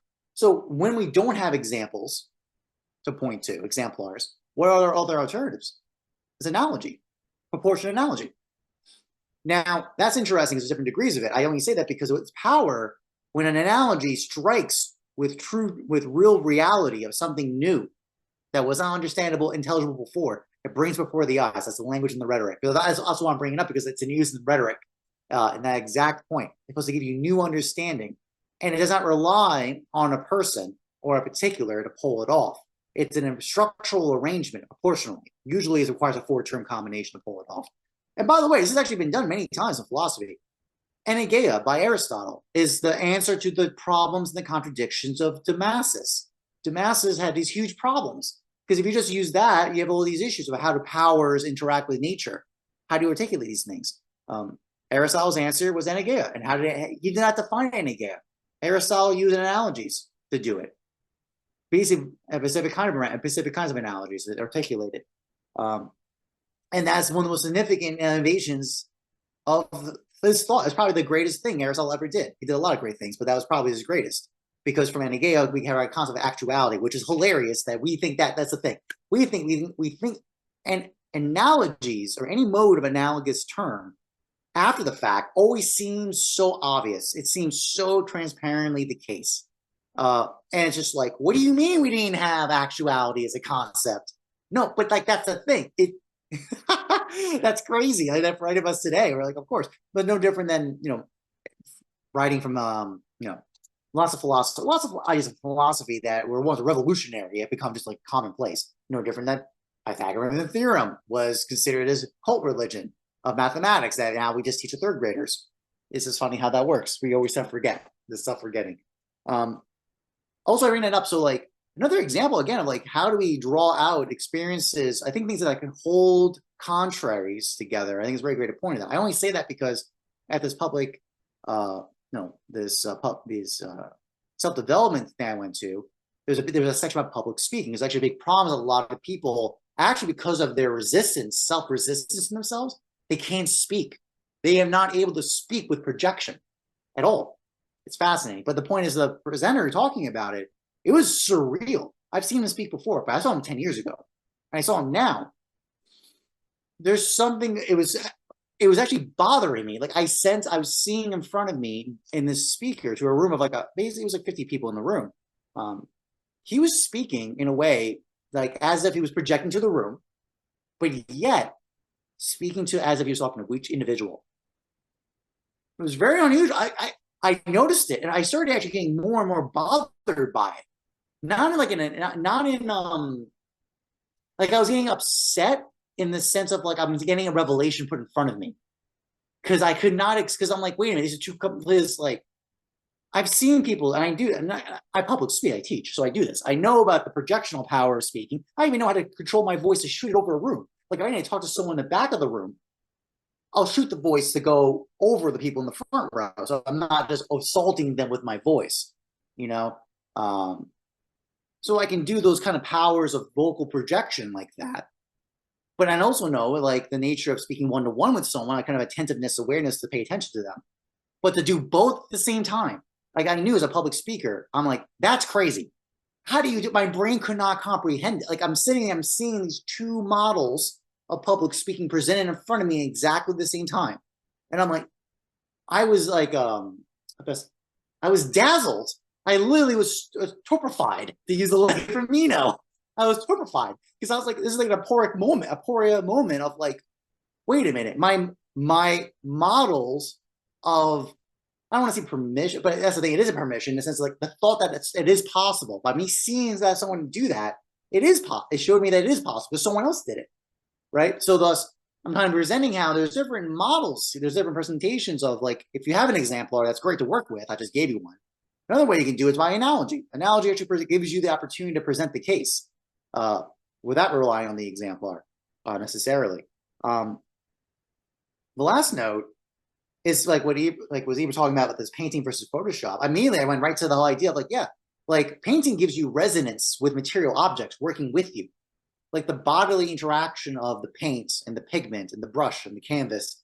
They're giving you feedback mechanisms. They're feedback mechanisms that you're resonating and responding to, right? But very subliminally. This is like, as a painter, you do this not knowingly, and then you kind of enjoy it. Like, I enjoy it. Even the smell of the oil paint, for example, and the turpentine. There's all these like nuances. I even know that from boxing too. Like I know the tensions the body has to be in to hit the bag well. He's got to go. Shit. I was just good talking to you. Okay. So I'm just talking through like, yeah, I'm not surprised that when you omit all that and you get a digital screen with all virtual interactions with very limited feedback mechanisms. You got the smooth screen with maybe a little shake, little vibrations here and there. That like it's virtual because it is literally, I mean that term literally, it's flattening of dimensionality, flattening of the sensory experience of the feedback mechanisms. So I'm not surprised he feels exhausted. And it's always been the case. It's always that case. Like the problem with the virtual is always flattening these feedback mechanisms that we don't realize we rely on in the meat space dynamics. Because I've been on Zoom calls, so like my organization Type Thursday, social community incubator, Phil's Virtue and people cultivating their talents, does exactly what you're talking about, Daniel, about this giving permission space. That's exactly what it's all about. That's exactly the point. It totally did not work on digital space because it was too much reliance on these nonverbal physical space feedback mechanisms or response mechanisms that the digital space do not allow. Also, the scale is much bigger. You have a Zoom experience with 50 people in the room is very different than 5 people. You know what I'm saying? Like it's just the scale is just totally different. Well, also because Daniel, you do very smart moves to try to control the media, the kind of manage the feedback mechanisms. One of the things you do, Daniel, is that summarization power. It means that's a huge property to allow a feedback. It's like as if we're having a conference, you're kind of like recalibrating the room so that the Zoom kind of indefiniteness doesn't overwhelm the interaction. Right. Plus, it also mediates the kind of hand raising kind of mechanism too. Also, good we do that. I think actually it's important because then the worst is when people try to like talk at the same time, and then there's like that kind of awkward bash throwback of like, oh, okay, you talk, no, I talk, okay. Anyways, I had a lot to say. I apologize. There was a lot said there, and I will leave it at that. No, that was outstanding. No, that the hand raising function is absolutely necessary, a certain ordering, because otherwise, like you say, there's an overwhelming of the possibility in different things. I think that's very important. Well, so there's a few things, and I'll give it to Mr. Luber here. So for Mr. Walter Shadell, basically you made the point, Mr. Jockin, that there's gradual change with the Overton Wimbo, and then there's the radical change. Walter is basically saying radical change does not occur without war, revolution, state collapse, or pandemics. And he would include, like with Constantine, as a kind of revolutionary movement of Christianity rising. Now, I would argue against Walter because he's saying that basically those are the only times grave inequalities get changed. Otherwise, they are worsened, and it can be due to the fact that people can't overcome their traumas, whatever reasons you want to give, that you have to have these dire things occur. I actually think there's a case to be made that we've seen another reason, another way to lead to these transformations, and that's why I keep talking about the great enrichment of Dietrich McCloskey, the unleashing of rhetoric, as he talks about, which is basically Cadell was a dialectical mode of engagement. By that terms, he means it, like you pointed out so well, Mr. Jockin, of Phaedrus, not necessarily Gorgias. It entails the dialectic within it, and it has a certain... One, it creates an exemplar of seeing other people talking this way, and it also is tied to the what could be possible, what might we do if we are free to work, and then there is also with that, so there's a vision that's unleashed, there's a socialization of people talking about their visions, and there's a certain permission that occurs, and that leads to a radical explosion of wealth. That is the way that is not shut. That I think we need to look at very closely, because it's more of a mechanism of exemplars and permissions. And then it also has something to do with analogous judgment, because people begin seeing things according to a different likeness.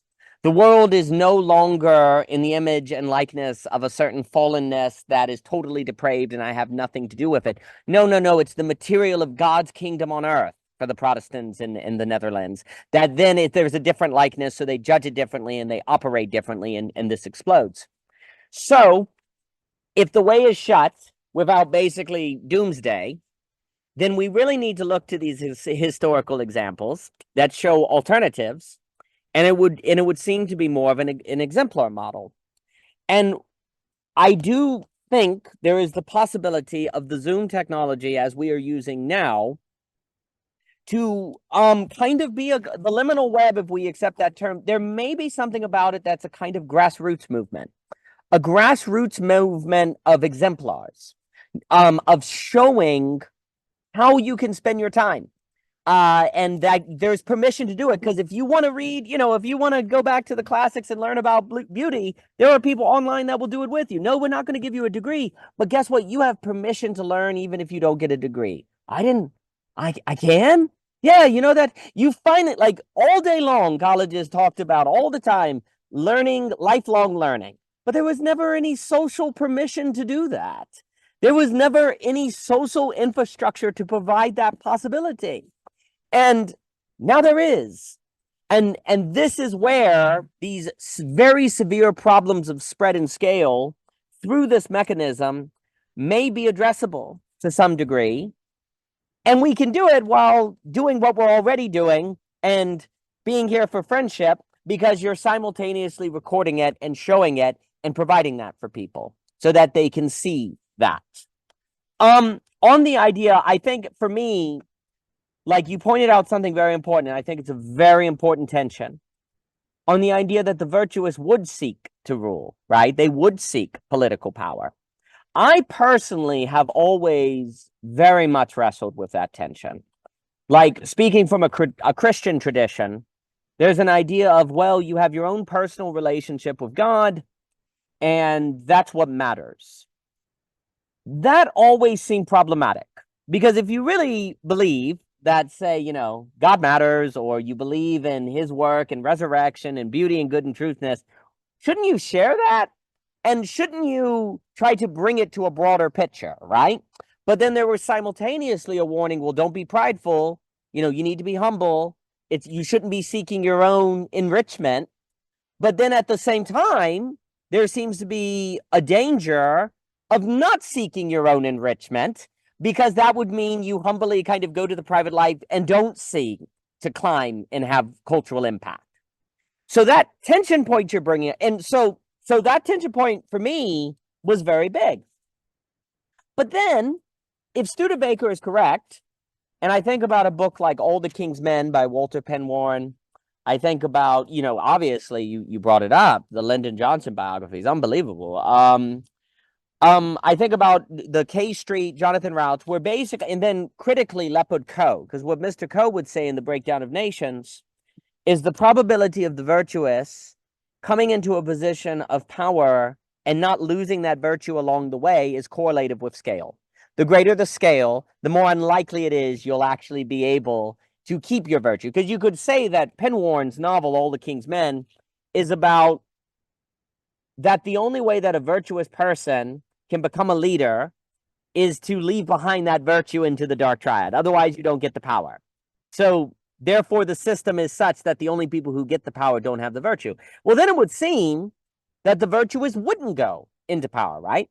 So let's say Studebaker is correct, that the way is shut. What do the virtuous do then? Deny it and try anyway? Well, that seems stupid. That doesn't seem virtuous. Can it be virtuous if it's stupid? You say, well, it's noble to try even if it doesn't work. Is that virtuous?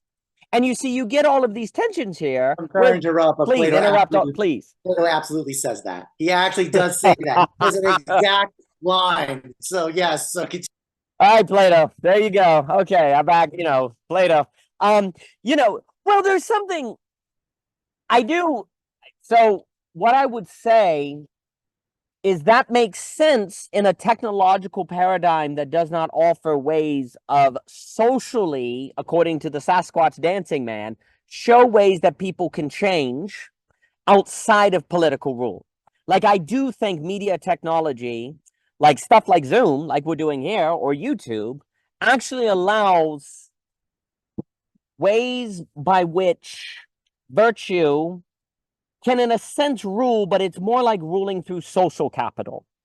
Because this is the thing, like in Plato, to his defense, if I were to steelman him, there may be a sense in which in his day, the line between political and social capital was thin. They really went together. And if that's the case, then there is no alternative to seeking the political, so you should do it even if you fail, right?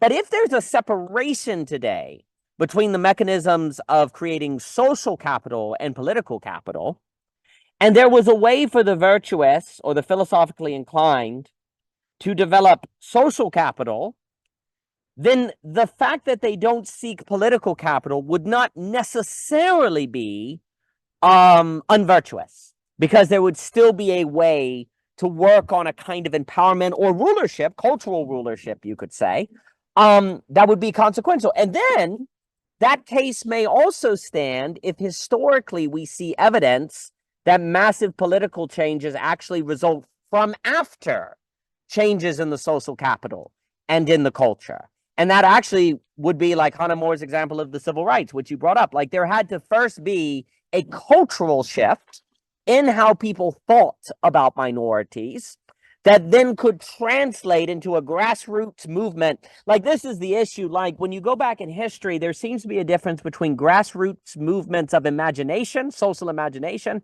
and grassroots movements to change particular laws. The big ones tend to be these grassroots movements that also change the social imagination.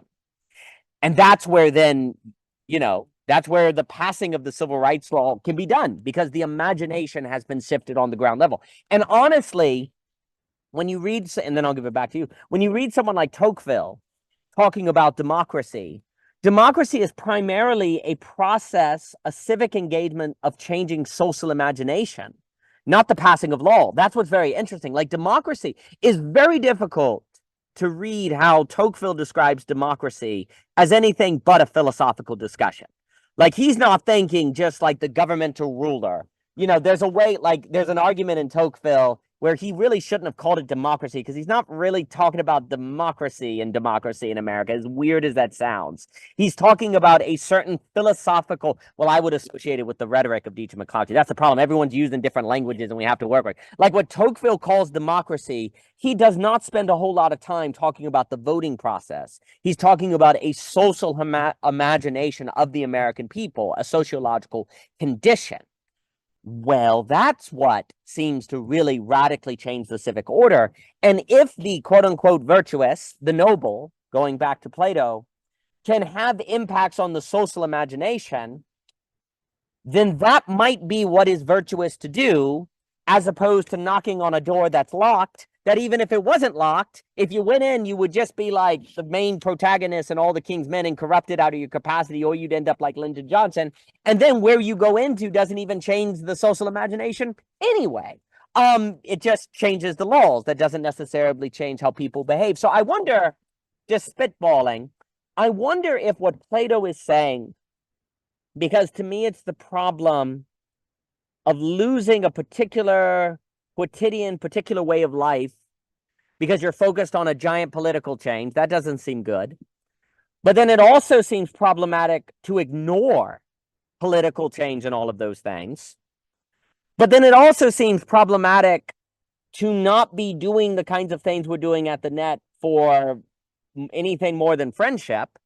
But then at the same time, it seems as if there's a need to do it beyond friendship, because otherwise it could just be self-interest or your own kind of private cut-off way, you know, cut-off community. And so virtue would compel you beyond that. And I wonder if today that has to look like work in terms of the social imagination. And that is the realm of virtue now. Working on social imagination. That now, obviously, that's what a lot of belonging again gets into, and argues that the world really is made by social imagination. Like it really is. Like capitalism would not work if people didn't have the social imagination of the commodity form, of fungibility, of the price system, of like it would not work. let me throw it back to you. Those are thoughts. I'd be curious how any of that lands for you, Mr. We've Jockin. now converted back over to an OG Rose conversation. I need to go soon, unfortunately.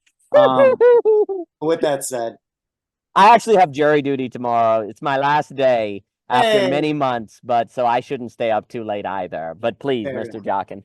fair enough. I'm looking forward to off the record hearing about how that case went up. Anyways, with that said, actually to answer your question, actually to be honest, this is actually a good example of why evil never wins. Mainly because I'll bring up why. Because remember Lucifer, actually I was talking about this morning actually with a friend. Remember Lucifer means bearer of light. He was the greatest angel, right? Greatest angel, he falls. And now will be humiliated forever, basically, by Jesus. Right? That's basically his curse. His punishment is to be humiliated at every moment, at any time possible. Okay, but with that given, I'm bringing this up because, and I'm using Lyndon Johnson as a point, because again, he's a complicated character. Yeah. And he is absolutely, he would hit those dark triad stats like off the fucking charts. Like that much is obvious. But with that said, what we're pointing out here, because remember, dark triad people, they're radically self-interested. Yeah. Radically. Like that's what their protocol is all about. Nevertheless, they're still part of society, and they're still paying off society to be told, what do I need to do to get what I want? Right? They're at least connected enough. They're not mentally ill. They're not schizophrenics who just obliterated the connection to reality and order, societal order. And thus they're just off into infinity, basically. No, they're connected enough that even in their psychopathy, narcissism, or whatever, they still want things from society, and they understand they have to play by the rules of that society to get what they want.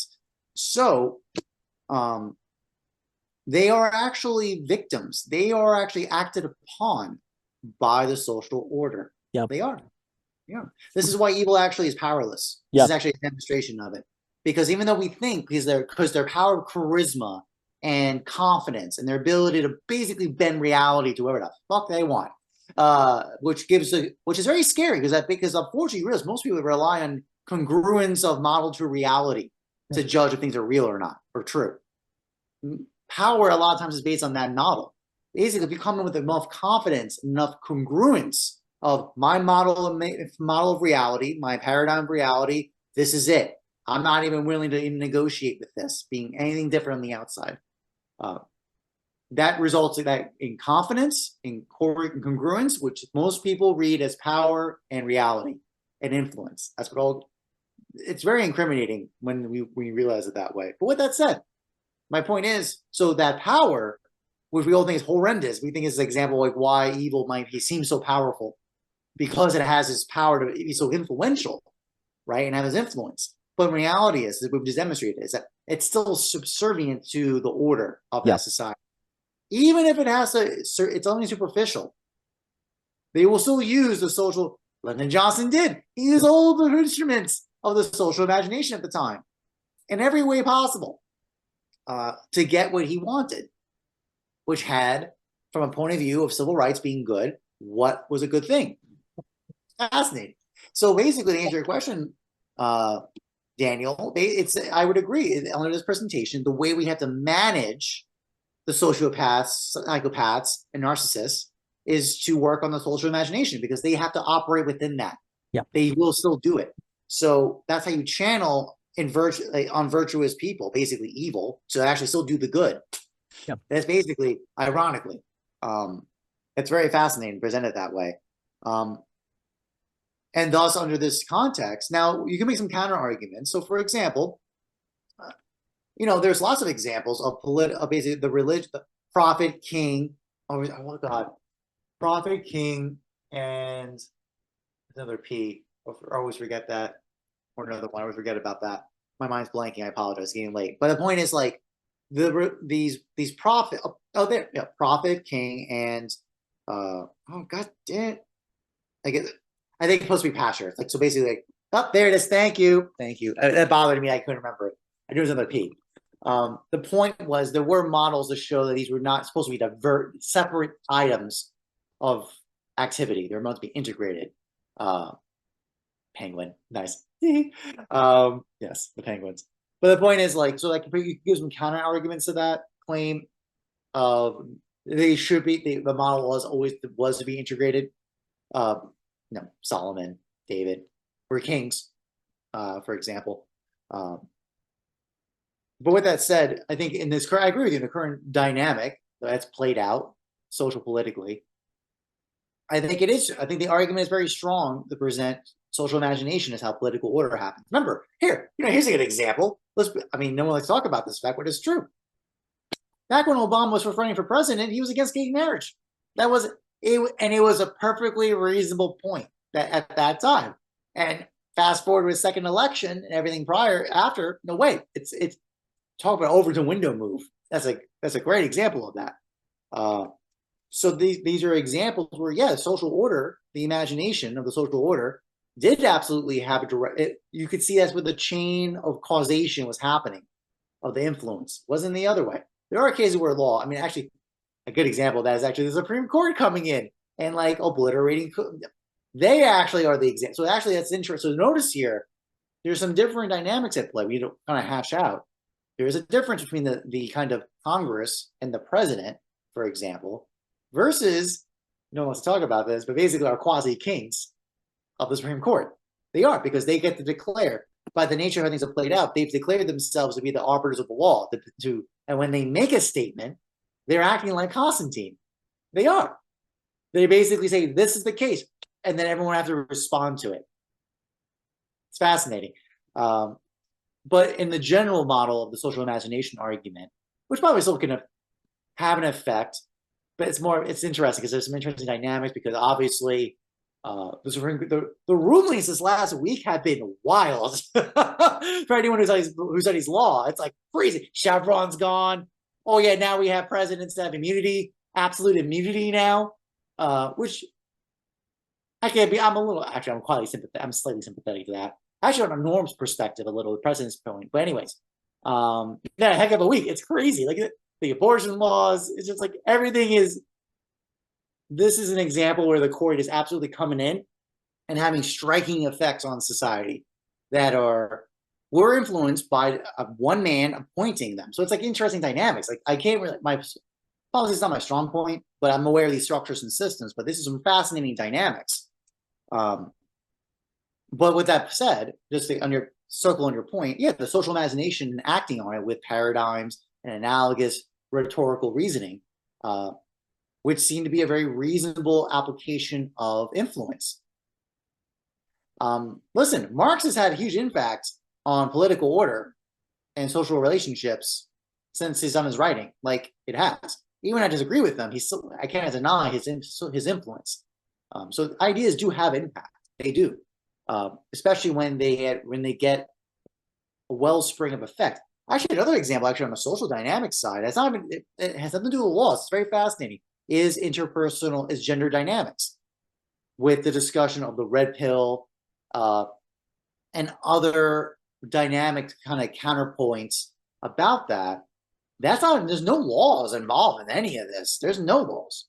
Because that's also why, even in the discussion, like notice that example, the sexual marketplace value, they're using the analogy, the language of economy to talk about it, which is kind of interesting because, listen, in the past, marriage was quite bluntly economic transaction.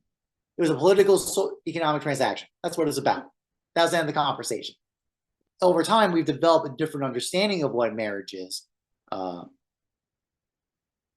the point is, like, these things, we can see actually a good. You know what, Daniel? Yeah, I'd actually love to hear your thoughts about that, because actually that's a great example.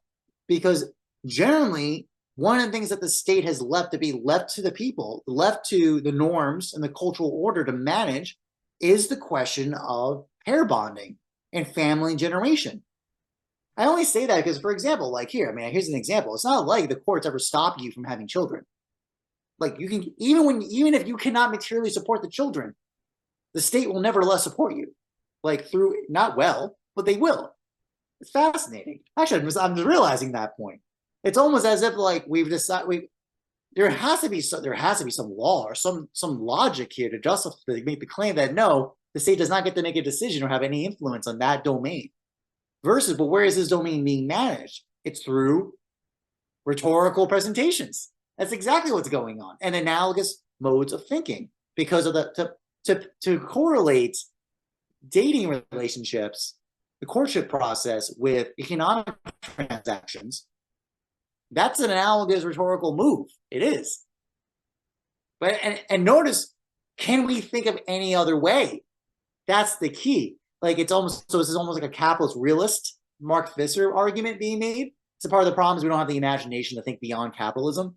So when we use a economics model to show pair bonding or copulation, basically, we've realized that how entrenched this model has become. And it almost feels like we have no other response but that. Anyways, okay, I went way over, but these are great points. And You didn't go over at all. That was outstanding. So, a lot of things come to mind. And I was saying, Mr. Luber, I have jury duty tomorrow morning, so alas, I can't stay up till 2 a.m. 1 a.m. yes, but not 2 a.m. Is that it's my last day. You know, it's really been a good run. I think part of the issue is that we moved, just on that last point, we moved relationships from economics to choice, and we have no idea how to make a choice or what the basis of choice should be. Most choice we are habituated to doing is rationality. What's rational? You should choose the rational. Well, then you're in trouble, because a relational choice, if you reduce it to rationality, it's objectified. So choice in the realm of relationship only makes sense as an absolute choice, which then gets you into lack and all the stuff we talk about. And if that's not in the habitus of all, if that's not in the habitus, the social imagination of people, they're screwed. So that's what we've done is, I mean, the other thing that does people, you either have law do your thinking for you, basically. You have technology do your thinking for you. You have a principle like rationality do your thinking for you. Or you have to do your thinking for you, and that's what happens in absolute choice. You do your thinking for you. Well, to do that, we would need exemplars of that and social permission to do that, and it would have to even be an idea of that. And really, in a very weird way, the very horror of the relationship market right now is precisely reaching a certain saturation point that kind of unveils the necessity of a new imagination, like you were saying, a new social imagination, because what is on offer does not provide the resources necessary to make that judgment, because the analogy is not proper. And so the imagination is not there for it. And so the same is occurring where and then I'll give it back to Mr. Jockin, where the dysfunction of government is precisely forcing the virtuous, if we just use that from Plato, or children, or, you know, the children from Nietzsche will say virtuous, is forcing the virtuous to go, maybe we should look at social imagination making instead of politics making, which is actually what made history anyway. So the very saturation of the dysfunction of the political system then kind of pushes the virtuous to consider other realms, because they're compelled by that feeling of, well, virtue would not have me just be in my own particular locked world. I should move beyond that. Well, the dysfunction of politics makes them think about moving beyond that in different realms. Likewise, the dysfunction of the dating market may help people think according to different judgment structures. But let me give it to you, Mr. Jockin. Dan, we got problems. You know what the answer? You know what our response is actually to the sexual marketplace value? Polyamory. That's the answer. See, that's what sucks. Really? That's what we get? That's what we got. That's the answer. There you go. You see, this is the problem. Oh gosh, I'm glad you figured it out. Oh my. If you ever do social imagination, the problem is polyamory. That's the problem. The funny thing about that is exactly right. So when you can't make a choice, you make all choices. That's the irony, is like, so that's what polyamory is doing. It looks like choice because you're expanding choice, but the expansion of choice is actually the loss of choice. So polyamory is what you would expect in a world that doesn't know the absolute choice. Like, that would require the choice for choice sakes because of a principle of like beauty, right? You're making yourself open to the lack. So something, a partial object, so that something can come forth. So in the same way that capitalism. You realize, oh my God, this is amazing. I'm like shocked by this. I really am. I'm sorry to interrupt you, but I'm just like, we've just shown, I mean, Brandon, I'm like really blown away about this because we just demonstrated this discussion on Black, how mission critical it is. Yes. Because as we just said, if we do not address this lack problem, No. you end up in polyamory when Yes. it comes to this dynamic of dating dynamics and relationships. In the same way, you end up in an economics where the only option is to increase consumer options. The increase of options is the loss of freedom. That's what people don't understand, is that the increase of options seems like you're gaining freedom, but it's precisely what you do when you don't have the capacity for freedom. See, that this is what has happened now, is because we don't know how to be free, because freedom is in the absolute choice, which is freedom with. We have freedom from and freedom to from Isaiah Berlin, but the most important freedom is freedom with, which requires freedom with a thing, which is a partial object, ergo lack. Like, that's the only way to get freedom with, because if you have freedom with something that's not a partial object, then it runs out and it goes away. So it runs out, right? But freedom with, basically the only way to have freedom with, which is the most human freedom, is with a partial object, ergo a lack, ergo beauty. So those are the only way. We can't get and then the point that we're making here is basically freedom with is kind of the only freedom, because the other freedoms is merely a horizontal movement between options.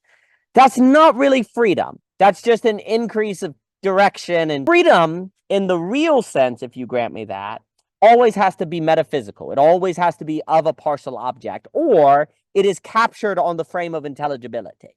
So what has happened is, because we don't have lack, we can't have freedom with. So the only way we can have a semblance of freedom is through an increase of options or an increase of possibility, which, funny enough, an increase of possibility can be a removal of limitation, which means a removal of definition, because you have no way to define it, which means you can't even define freedom at that point. So lack is the only way to have. And so then, basically, when we talk about the science of lack in terms of economics and sociology, what that is getting into is that we can see, basically, according to a rigorous investigation, what occurs when you don't have freedom with. If you only have freedom to or freedom from in economics, which means there's no lack, there's no partial object, then what occurs is economics goes into a great stagnation. It goes into an ever proliferation of options and consumerisms and can't sustain itself. Sociologically, you lose the capacity for a social imagination in which people can dwell. So the social imagination ultimately, this is actually what happens. The social imagination becomes basically replaced by the political system, by the power structure, and the dark triad. Because you could almost talk about, to be cheeky, I suppose, the bright triad, which would be beauty, truth, and goodness. The only way to get the bright triad would be freedom with, because all of those things are partial objects, right? So what we see in economics and sociology, as you could say, as a scientific investigation, is the cause and effect that follows when you lack the metaphysical material for the possibility of a freedom with. And so you get very causal impacts, like the loss of freedom with has a real frickin' impact on how people live their lives, if they have children, if they have relationships, if they can have a social imagination that can imagine beyond capitalism or the horizon, if they can imagine beyond the dark triad. So basically, you could say that economics and sociology as science of lacks show you the cause and effect, what follows, and how people organize themselves according to notions of values and motivations when the option of freedom with is not on the table. And so then the consequences are quite dire, and I'll give it to Mr. Luber here. And it should be noted, I really liked what you were saying on the idea that evil is actually powerless, that the dark triad only has power because of the system. The reason why that is also important is because what we see in economics and sociology is how without lack, they are defined by impetus. They are defined by weakness. People feel what in economics? Weak. What do you feel in sociology? Weak. Actually, here's the funny thing. You know who feels weak? And then I'll give it to Mr. Luber, the virtuous. The sociopaths don't feel weak at all. Like, you know how Cadell and we've all, like in economics today, you can't have property, it feels like you're weak, right? Like you can't get economic well-being. Well, no. You can. You just have to be good at the dark triad, right? Like, but funny enough, that does mean the system is defined by weakness because the evil are actually weak. So the funny thing is, without lack, the entire socioeconomic unfolding is according to a kind of weakness because it is a lack of any sort of character in it. It's just the privation feeding on the privation, the auto-cannibalism. So then everyone feels quote unquote weak, which then if we want to allude to Nietzsche, that's powerless. And then when people feel powerless after the death of God, you basically are going to fall into mental health crisis. And they're going to fall into the anxiety and the traumas or different things, because the only way to avoid that would be with some sort of power, some sort of empowerment. But without lack, that cannot be on offer in the social imagination and horizon of which defines people's sociology and economics. And so you then see and can study in sociology and economics the consequences of not having lack. The cause and effect of unfolding is quite different. And that becomes extremely pronounced in the relationship market, because at the very, very bottom of sociology and economics is what? Relationships. And so it would make sense that this is playing out in the relationship market. But let me give it to Mr. Luber. Mr. Luber. Blown away. That, I mean, I just thought, like, there's so many times in the net where there's like bars, there's like 3 sentences, 4 sentences or bars. They could be clips on YouTube. They could be like a quick clip. You're pointing out, and I know like this is, you definitely have answers in this in the address. And like, I'm like slowly going through it. It's just a lot. Basically, I mean, this is just how I see it. It's just like, okay, like we have a certain story that's unfolding that doesn't have, for the sake of, you know, this conversation, lack is not at the forefront of the unfolding. It's not like a part of the operation. Like, to refer back to the book, it's not part of the operation at all. So because it's not part of the operation, there's a certain story that's playing out according to that. So now it's like, how do we have a story where lack is just part of the operation? And it's like, well, this current story needs to end. That means that, I mean, like that's the only explanation. And I think we get into problems, kind of going to what Ebert said earlier, where it's like, we're trying to solve a problem, and that's part of the problem. But it's like, people realize, okay, something needs to end in order for a new unfolding to emerge, but nobody wants it to end because they're scared of it ending. So then that's when the pathology of gotta solve this problem, which is, how do I start anew without having an end? And I am sitting here listening to everything that you guys are saying, and I find myself in this pathology where it's like, fuck, like we're fucked. Like what you guys are saying can be boiled down to, we're fucked. This is really how I see it.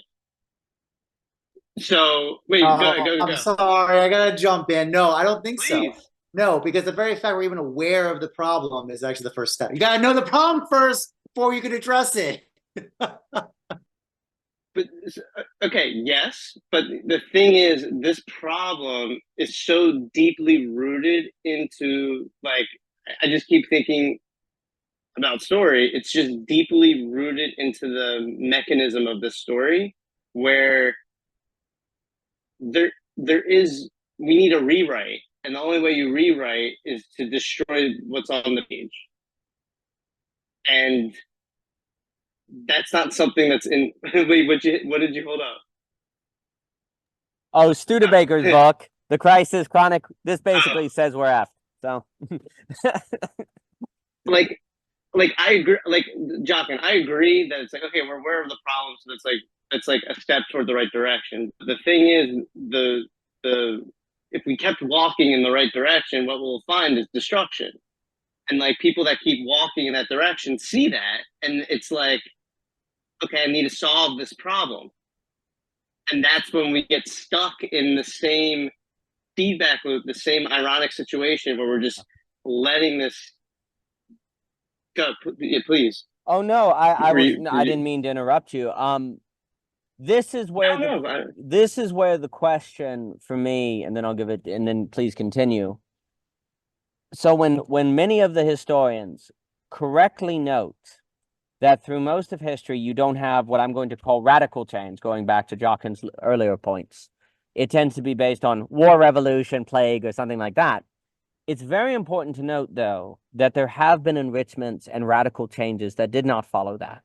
And it was according to a change in the social imagination, the unleashing of rhetoric, the term rhetoric Dietrich Mikowski uses. And there are other examples, a very important book, but I'll stop and then I'll explain. So there is a mechanism where it was precisely the creation of the impasse that showed the way. Like it was precisely the condition of seeing the way was shut that made you look for a different way or to play a different game. So this is where realizing we're effed could be precisely the point of saturation, to use Mr. Ebert's language, to go, oh, we're effed because we've been doing the wrong game. This game is effed. Or a variable needs to be added to it that overturns it. But let me pause and hand it back. okay. Or I can keep talking. Okay. I get no. I'm just guys, digesting what you're saying. I have a point to add. I just Please. Bill and Daniels. That's when my hands up. By the way, change sometimes does not mean sometimes transformation is the key. Yeah. Like it does not necessarily mean destruction. It means meaning. What I mean by that is using music metaphor. Basically, the idea that you can add notes that transforms all the other notes after that came before. Yes. So I don't agree that more or less, like the most likely scenario is just fuck it, toss it all. And by the way, I think the instinct listen, this is why, my philosophical project has been, I got to go back to Plato. I got to go to Aristotle. I got to go to Al-Ghazali. I got to go to Aquinas. Because I'm like, we're so fucked. Like we fucked ourselves. We went down the wrong this train went down the wrong route. We messed up big time. And the most basic point is Plato and Aristotle had lack. They had it in there. It was there from the beginning, but never addressed. That's so right. Thus, I was completely correct my instinct. And that's why I'm not in the position of we're fucked, because we have not exhausted all our options, in my opinion. Okay. And I think that's an example. This addressing of lack radically transforms our orientation of Plato, Aristotle, and everybody else that comes after them. Yeah. So I don't mean to, I'm just going to. No, that was good. Let me clarify what I mean by we're fucked real quick. Because whenever you have to rewrite your story, it is, in a certain sense, simultaneously a transformation and a destruction, because the new story is also part of the old story that's no more. Yes. Like, for example, you run out of coffee, you get new coffee, it's taking the place of where the old coffee was. so it's an inherent transformation. The problem is the numbness point that we were talking about earlier, that we don't want to do a transformation because it's scary. Because the pain is unbearable. The lack of what is going past you is unbearable. Because in a certain sense, there is a narrative being told, which is what is happening now is good. You don't want to transform. Why? Education. More people have access to the internet to read. There's certain narratives, certain value propositions that are thrown in our face at a daily basis that makes us scared to transform. And that's part of the problem. The second thing, I had my hand up earlier, and I think this goes to what I was saying. Let's take the term conservatism. I want to play with that term, because to me, this is where storytelling comes in. Because if you can play with terms and flip them on their head, then you're a storyteller. You're just like a philosophical storyteller, is how I see it. So in a certain sense, conservatism can be seen as creating the space for the individual to change, because the individual is in an inherent state of tension, or rather is in an inherent change. They are changing. So conservatism is almost, in the sense that Ebert was talking about liberalism, I agree with that perspective. I see that perspective. It's the individual wanting to change and not necessarily letting just change happen. It's more they want to change it. But if conservatism could be seen then in that sense, that it's the environment that is affording the individual to, in their own volition, to change. And in that sense, conservatism can be seen as like the most worthy of being called a change in terms of like a paradigm, a political paradigm. So basically, I think, and I've read this with Hegel online when I was just curious about Hegel. When he would lecture, it seems like he would constantly say a perspective of a concept and immediately have a different perspective of that concept in order to jump out of the short circuit in which the initial perspective was giving. So the whole point of Hegel, at least how, and again, I've read very little of Hegel's actual work, but from what I understand and from everyone talking about Hegel that I listened to online, he was aware of being confusing insofar as letting the concept truly shine forth. Because when you say a concept in one perspective and only in one perspective, you're already in a short circuit and you're already missing the point of lack. Like, to talk about a concept is to talk a lot. Like, you can't just say something like Heidegger talks about, and this is just another example. Heidegger talks about anytime you have an ism, it is obfuscating the thinking that is going on behind that ism. It is a derivative of the overall thought, and it can never actually capture the thought, and it actually hurts the thought. So he's like talking in the book I'm reading right now, he's talking about pantheism a lot. And just to say pantheism is missing so much of what it actually is. So part of the tension that he's bringing out is, how do you address something simply without cutting off the totality of the thought? And his answer is simply, you can't. you just don't give an ism. And he's kind of taking a page from Schelling. And like, I've been reading a lot of Schelling just because he's talking so much about Schelling in my book. So I have to like go back to what Schelling's saying. And dude, he's a really good writer. Like, very, very easy, in my opinion, to digest. Maybe I'm misunderstanding him grossly, and that's why but like, I think Schelling was aware of the complexity of thought insofar as how you communicate thought. Like, the communication of thought can never be one-sided. It can never just be one perspective. So when we're talking about transformation, like, to tie it back, we have to not only destroy the notion of one perspective, but somehow make people comfortable in communicating in a multi-perspectile way. And the problem that I have with that, and to tie it back to what I was saying much earlier in the book, nobody wants to do that. It's too tiresome. They rather not and put their head in the sand. They don't want to hear it.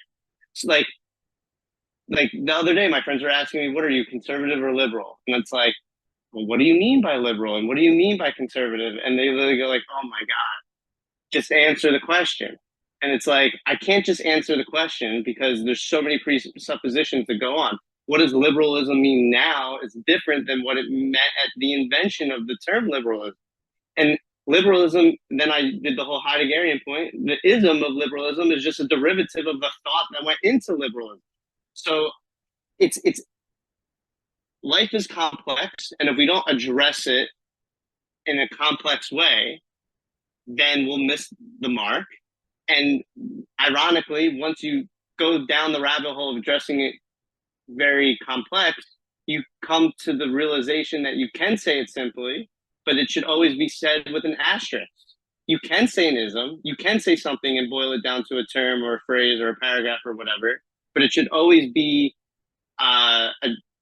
said in such a way where there's like an asterisk, where it's not giving the answer, but leading you to wanting to find the answer in the concept. Yeah, I'll pass it off. No, outstanding. I mean, what you just described is why I struggle not to have double apostrophes around everything. Because it's a halo effect. I'm like, gosh, no, but I don't. I mean it with this halo structure. And you know, Douglas Hofstadter in Service in Essence says we need like a structure of, if there's two double apostrophes, that means in the double sense, but a single apostrophe like need a system of code. No, I mean, one of the ways religions did what you were just describing is by having many, many metaphors and many metaphoric structures, like talking about Jesus, lamb, rose, and it kind of complexifies it. I think basically people will only suffer that complexity if it's beautiful. And if it enhances their subjectivity, which means we have to have people who know how to condition complexity in a manner that is beautiful and attractive to people and pulls them in. And one of the ways religions did that is by taking all those metaphors and stories and making songs out of them, or novels, or all these different things. So the storyteller can make people receptive to complexity. I mean, another thing, like in Belonging Again too, I find, you know, not to talk about the book, but you know, you find yourself having to have many, many dichotomies from different languages. Like Simone Weil talks about gravity versus grace. We talk about rhetoric versus discourse. We talk about menti-divergence versus neurotypical, your kind. AA versus AB. And then later it will talk about voicecraft versus Kafka-like versus Kafka-esque, because I can't use the term. The reason you have to do that, I find, is because, one, you have to, I think, use the language that the original thinker gives you, but you're also trying to show this unfolding of a certain reality that is always present, which is basically pointing to lack in all of these different situations, according to all of these different languages. And what do they all have in common? What are they all getting at? A different sort of form of subjectivity that no matter what way you look at it, there's a through line. And that through line should then be what the science of lack focuses on. A few more things. I think, well, I should also know what you're saying with Heidegger, where there's something about, like Hegel having this kind of intentional introduction of the counter. That brings to mind Ivan Illich's point that we can't think anymore because we can't recognize unquestioned certainties. So what he, like we think things have always been the way, but actually they're only such in our historic moment. So Illich is trying to unlock these unquestioned certainties so that we can think. And then when you realize, oh my gosh, things could be different, one, that's terrifying. But once you realize things could be different, then you go, wait a minute, things could be different, but they ended up this way. Why did they? You know, what was the government doing? What was the economy doing to make it this way?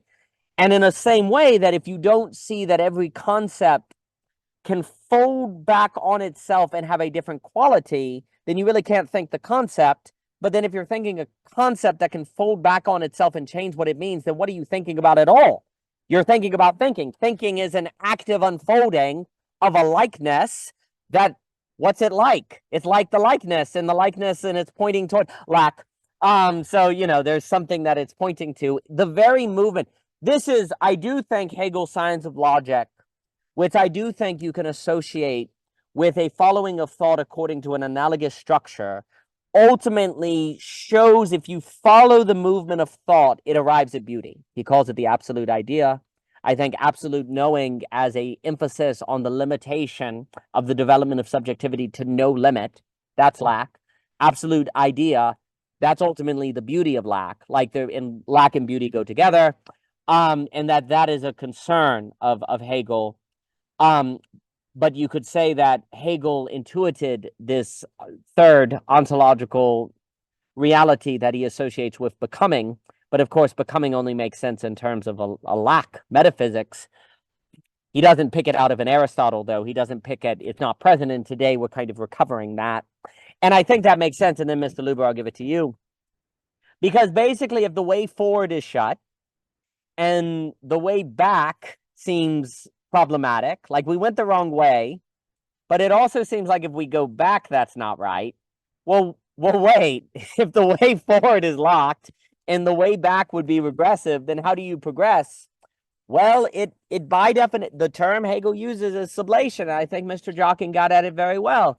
It involves a realization of something that was in the past that you missed, that in realizing, it turns out that you're not in the present you thought you were. Because when you realize something in the past that you missed, if you realize it, it changes the now. And the world that you're in with the door locked turns into a different world right under your feet. And suddenly there's no door.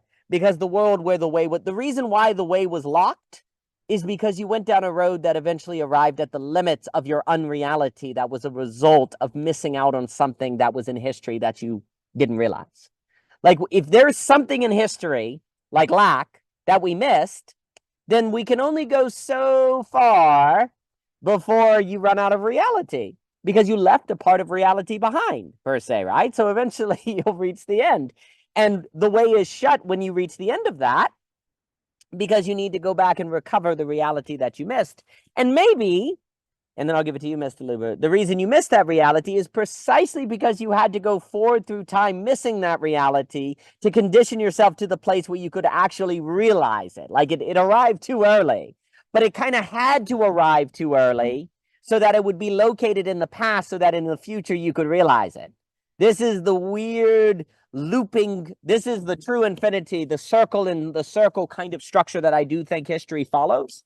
There are things that must arrive in history in a sense too early before we're ready for it, so that in the future we can realize it when we need it, that if it didn't arrive too early, it wouldn't have been there to be realized. And I think that is lack.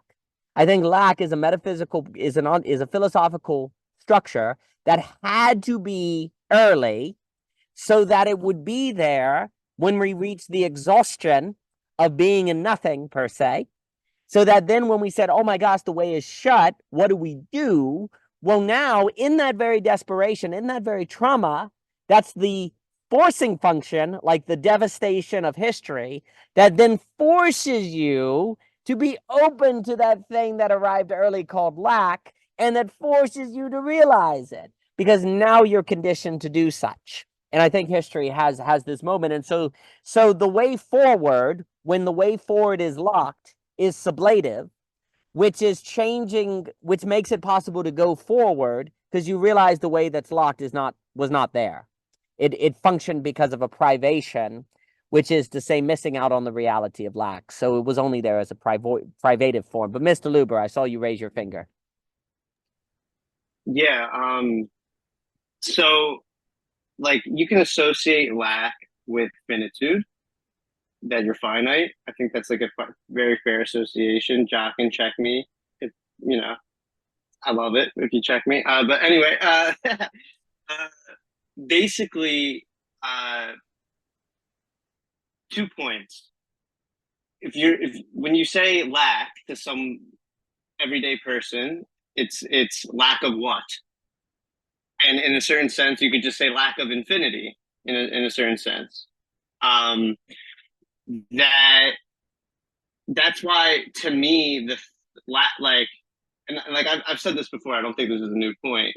Like, lack is always the immediate realization of a certain kind of metaphysics that's missing. To me, the through line is theme, which takes on the sentiment of the infinity's relation to the finite, which is inherently has to do with lack, as we've talked about, plenty of times.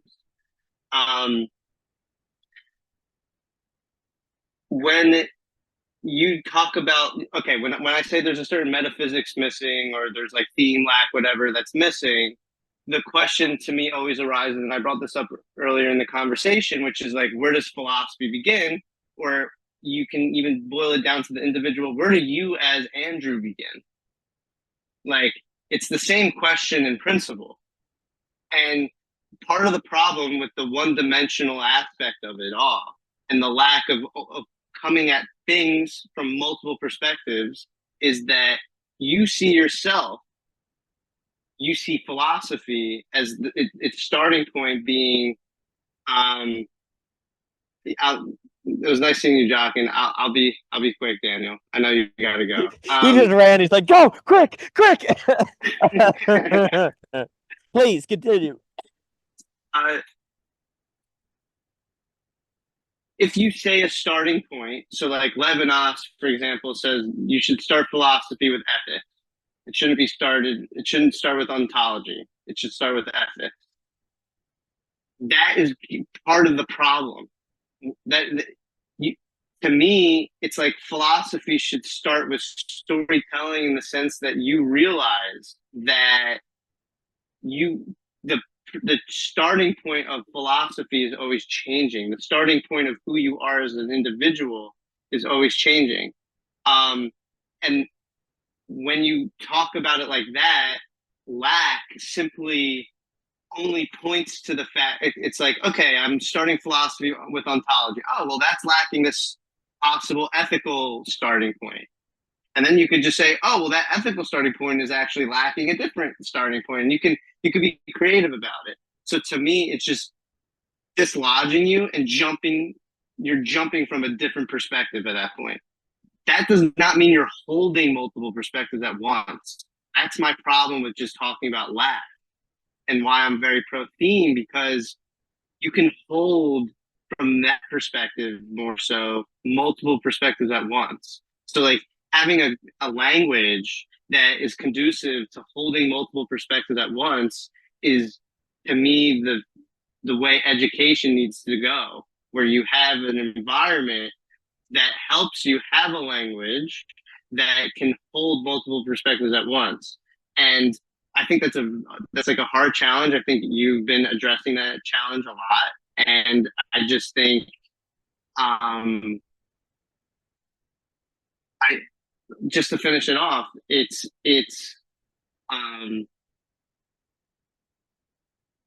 you can see you're more okay with transformation if you're able to hold on multiple perspectives, and that's really the point. And like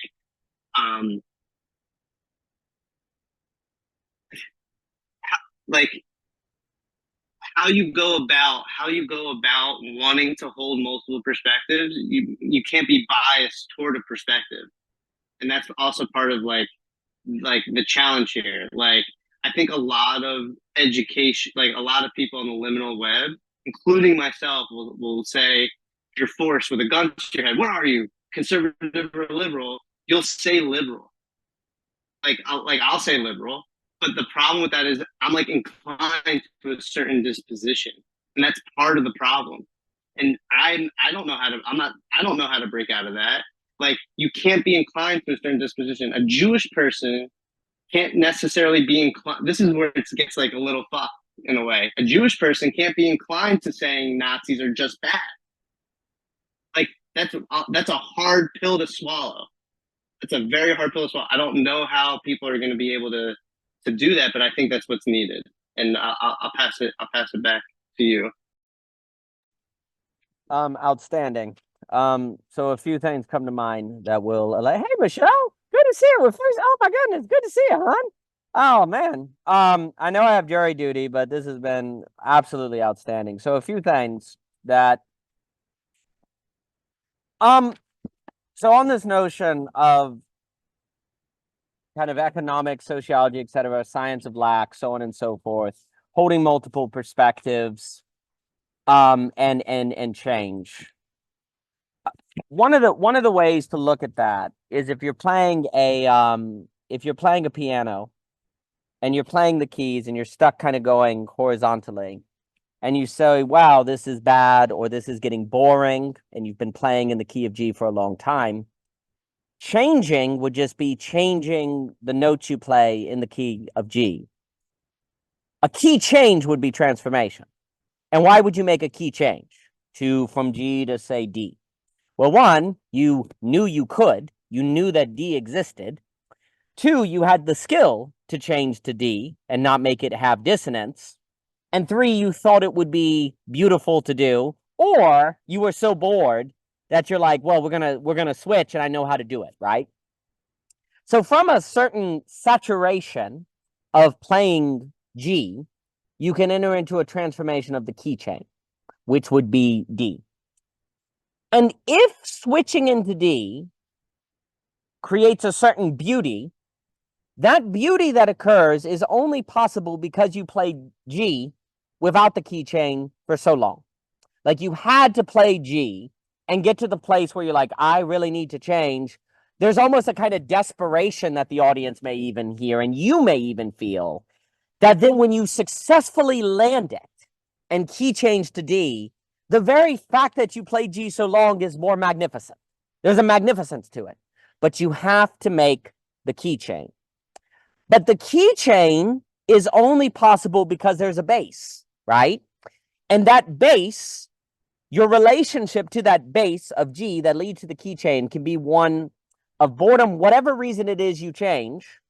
There is something lacking in the continual play of G that compels the key change. But you have to have the skill to make the key change, or it will unveil the fact that you suck. Like the key change will just, it won't really be a lack, it will be nothing. You just stop and you start playing a new song. Oh, okay. That's not really it. To get lack, you have to transition in the midst of the previous song to show that the previous song was always lacking something. It won't do to simply switch songs because you're actually still in the horizontal. You have, the transformation has to come from within what is given. That would be freedom with. You find freedom with what you have, not stopping the song and doing something else. That would be freedom from. Oh, we're free from that previous song. Now we're playing one, a different song in G. Or even if you play like in F, it's not really freedom with, it's freedom from, because you just stopped, right? Freedom to would just be to keep playing G without the key chain forever. You're free to play G forever without a key chain all you want. And freedom from would be just stopping the song and quitting or playing a different song sequentially without any transformation. Freedom with requires the transformation. But that precisely requires lack. There cannot be transformation without lack, because lack is the transition, if you will. Lack is unveiled in the transition, right? So here's the point.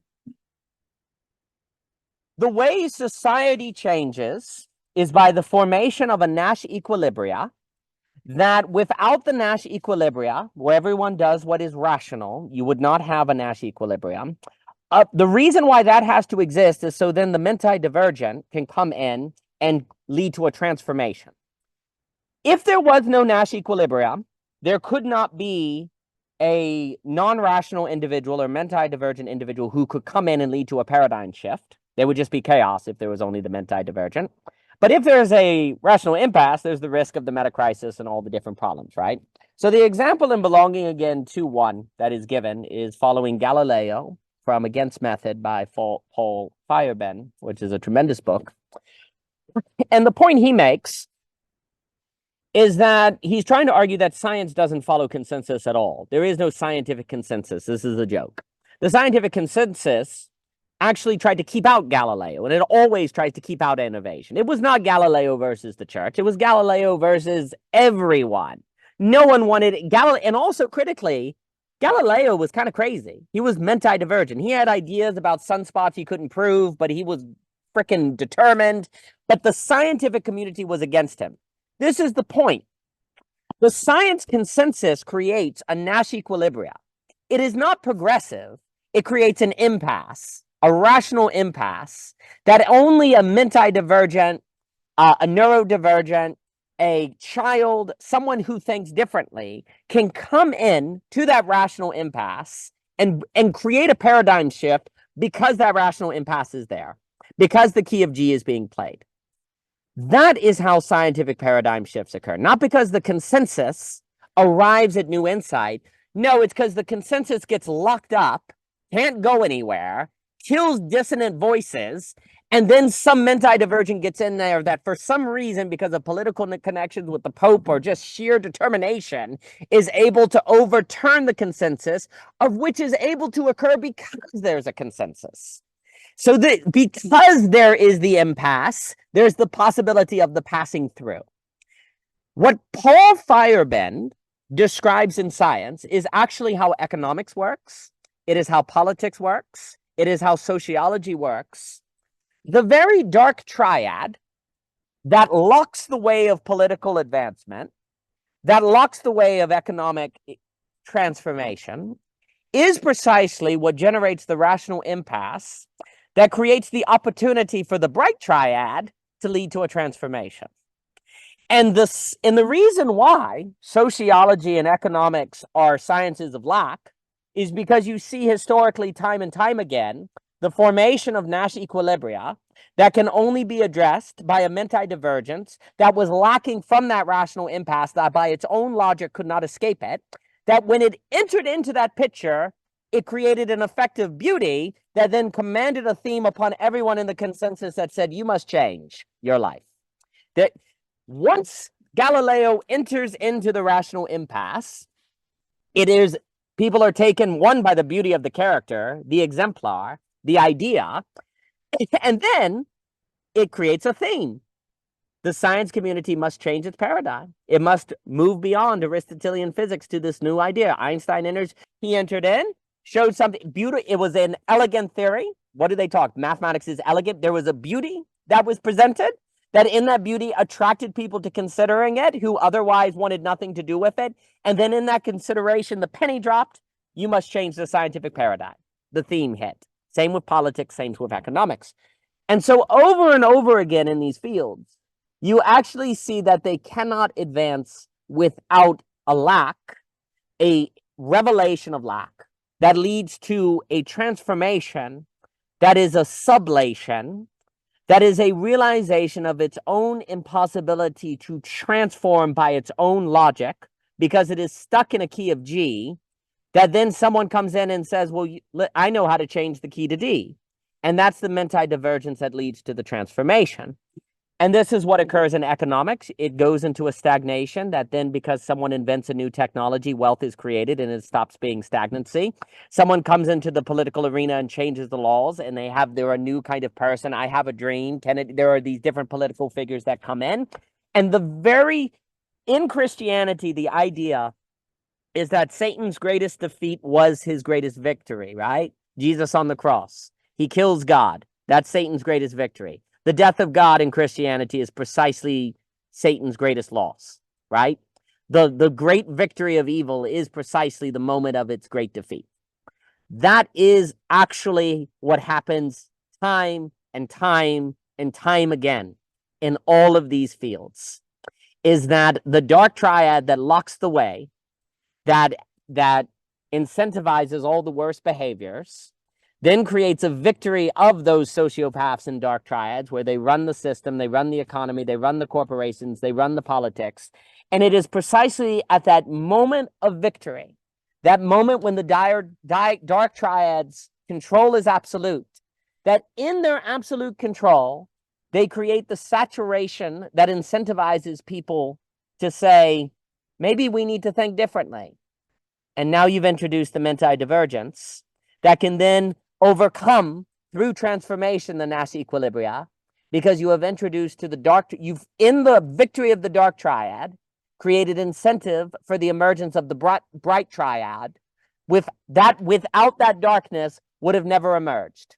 And so the very victory of the dark triad then incentivizes people to look back into history to realize a bright triad in lack that was missed, that in realizing the dark triad, then it created the incentives for its own destruction, because it incentivized people to look back for something that was missed. And then when that is recovered, the victory of the dark triad was actually the digging of its own grave. But Mr. Luber. That's fantastic. It's making me think. I'm not sure how this is associated with theme, but I just feel like it is. There needs to be, it cannot needs to be, it can be. Like now I'm seeing like a path, like there can be an intentional negator and sublator of the situation. So like what I mean by that is, like, let's take like a friend group. There's that one friend that's always the butt of the joke. He's always, to me, he's negating the situation. He is overriding the normal repetitiveness that's happening in it by doing something stupid or goofy, etc. And he's the butt of the joke. Then there's someone who's recognizing it and basically taking the butt of the joke and sublating it into a new situation. There's always someone else that's doing that. Now, I'm not saying people are doing it consciously because I doubt it, but from a sociological standpoint, if people can buy into being in the negator and sublator, and I know that sounds very like one or the other, but like the form in which a negator can be, I think is very dynamic. I'm just giving an example, like a friend group. And what a sublator is, I would say, like, again, very dynamic. It's not just one type, one, you know. So in my mind, I'm really just thinking out loud here. So like, bear with me. But like, in my mind, there can be value sets set up where people are knowingly being a negator and sublator. And these value sets can be set up in a way where it's not one's better or the other. Because at the end of the day, the guy who's the butt of the joke with the friend group is coming back. That's part of the friend group. There's, you know what I mean? So like, there's a certain return still. So it's like, there's something to, I feel like the sentiment that I'm speaking of, I think there's something to that sentiment. And I think there's like a certain intentionality that can be done where you have these archetypes set up for people in a society to dwell in. And like, I think you can like outline the value propositions that would be needed for a negator and sublator. I think there's enough things to study and learn from and to think through. And like, I think like, and from my perspective, thanks to you, that you're, at least I feel like I can see a picture, see a path. And that's just basically me listening and reading to your shit for the past, 2 years. And like, pretty relentlessly too, I would have to say. So like, in my mind, like, it's the question is how to build on the conversation and how to outline and scaffold out these value propositions for these type of dwelling centers that could be existing. And it could be fun because generating that, you're living it at the same time. So like, you would be in a certain sense acting as a representative of these dwelling centers, so to speak, just by trying to scaffold out these dwelling centers, which I think is very cool. But I'll pass it off to you. I know you got to go, so I don't. Oh, jury duty's stupid. No. Well, that's what we're doing. We kind of are the butts of a joke, right? I mean, we're not getting paid.